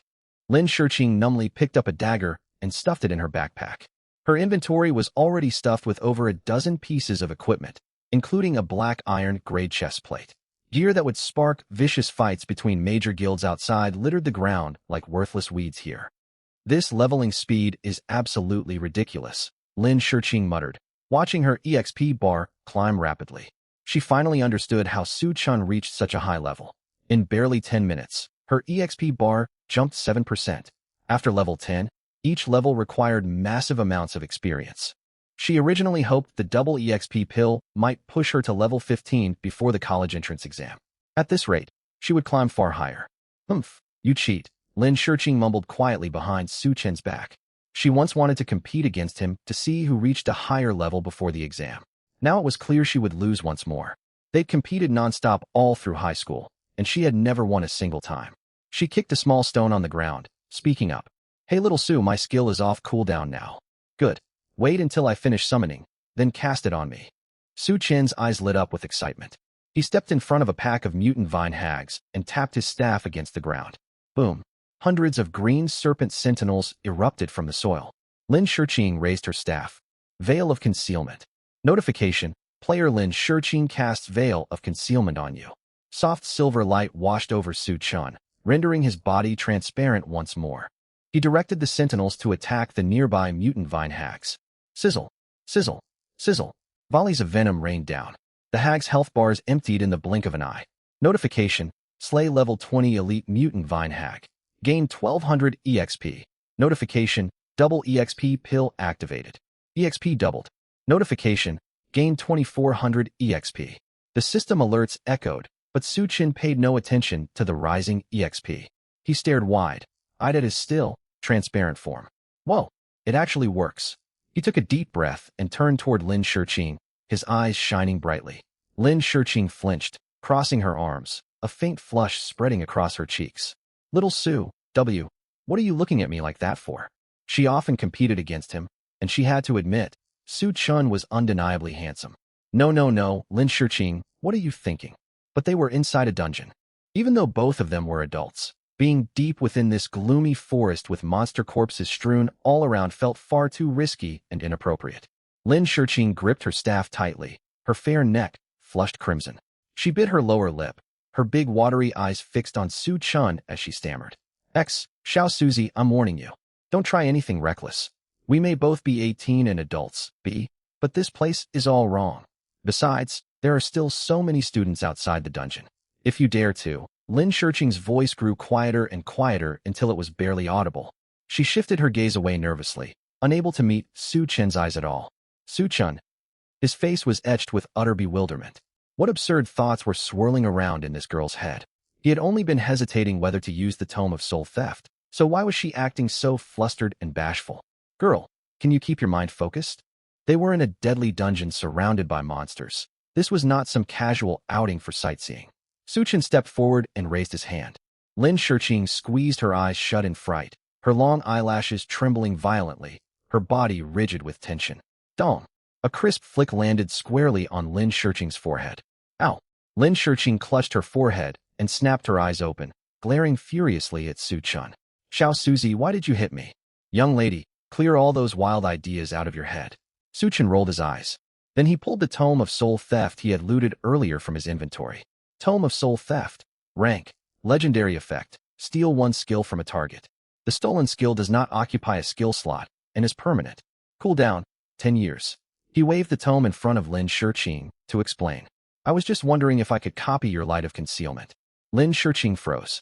She glanced at the dark tome in Su Chen's hand, then back at his completely calm expression. The flush on her cheeks instantly turned into red, hot embarrassment and anger. You stared at me for ages just to steal my skill. Lin Shiqing stamped her feet in frustration. What else did you think I wanted, young lady? I just tested it. My Serpent Guard's attacks and poison damage don't break stealth. Su Chen stroked his chin, the excitement of a veteran player discovering a gameplay loop shining in his eyes. That means later on, I can summon my Serpent Guards, hide in a corner, and let them farm monsters automatically while I passively earn experience. Seeing Su Chen completely fixated on game mechanics and experience gains, Lin Shiqing seethed. How could she have momentarily expected something else just now? Su Chen. Lin Shiqing ground out his name between her teeth. What? Su Chen snapped back to reality, looking completely innocent. You blockhead. Lin Shiqing lifted her staff and struck Su Chen firmly on the head. Bang! Su Chen took the blow full on, clutching his head and yelping. Ow, what was that for? This young lady packed quite a punch. If his stamina stat had not been high, he would have taken actual damage. The strike had not fully calmed Lin Shiqing's temper, but the outrageous stats of the Tome of Soul Theft quickly drew her attention. She huffed and asked, where did you get a legendary grade item? A legendary item. Even the powerful Lin clan possessed very few of them. How had Su Chen, a penniless mage, gotten his hands on one? Su Chen answered casually. It dropped from the Abyss dungeon. Lin Shiqing fell silent. Most Abyss dungeons rarely dropped anything higher than gold-grade equipment. A legendary item? What exactly had this blockhead encountered in yesterday's Abyss run? She sighed softly without pressing for more details. Are you really going to use it? The Tome of Soul Theft was incredibly powerful, but its 10-year cooldown meant it was a one-time treasure. Yeah, I'm using it. Su Chen nodded. Lin Shiqing held an S-class occupation. S-class talents were extremely rare across all of Huaguo. Besides, most other people's skills would not fit his playstyle. His combat build had become highly unconventional. He could not rely on Lin Shiqing to stay by his side as a dedicated healer forever, so stealing the stealth skill for himself made perfect sense. As for the 10-year cooldown, he would figure out a way to find special items to reduce item cooldowns later. He had taken Commander Lei's warning seriously. No one knew when the demon race might strike without warning, so the more survival skills he had, the better. Without further hesitation, Su Chen activated the Tome of Soul Theft.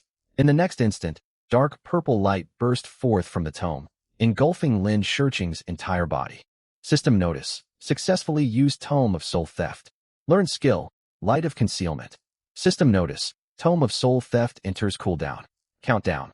315,359,999 seconds. Once the system notification faded, the tome in Su Chen's hands lost all radiance, turning into a dull black book. At the same time, a brand new skill appeared within Su Chen's skill panel. Light of Concealment, mana cost, 400 per person cooldown, 600 seconds duration, unlimited skill effect, render up to 4 targets into supreme stealth. Cannot be detected except by highest tier detection skills. Stealth breaks upon attacking or casting spells. A perfect skill steal. A grin tugged at Su Chen's lips. With this, his battle strategy had become even more shameless. Lin Shiqing poked his arm. What are you grinning about? Did you learn it? Cast it and show me. All right. Su Chen focused, raised his staff, and cast Light of Concealment on the two of them. Immediately, their bodies turned translucent, blending seamlessly into the dim surroundings, identical to the effect when Lin Shiqing cast it. Xiao Suzy. Lin Shiqing stared at her translucent hands and pouted. You're such a cheat. Same to you. We're both tricky players. Su Chen rolled his eyes and looked toward the deepest part of the forest. Let's go. The boss chamber should be straight ahead. There lay an open clearing shrouded in thick black mist.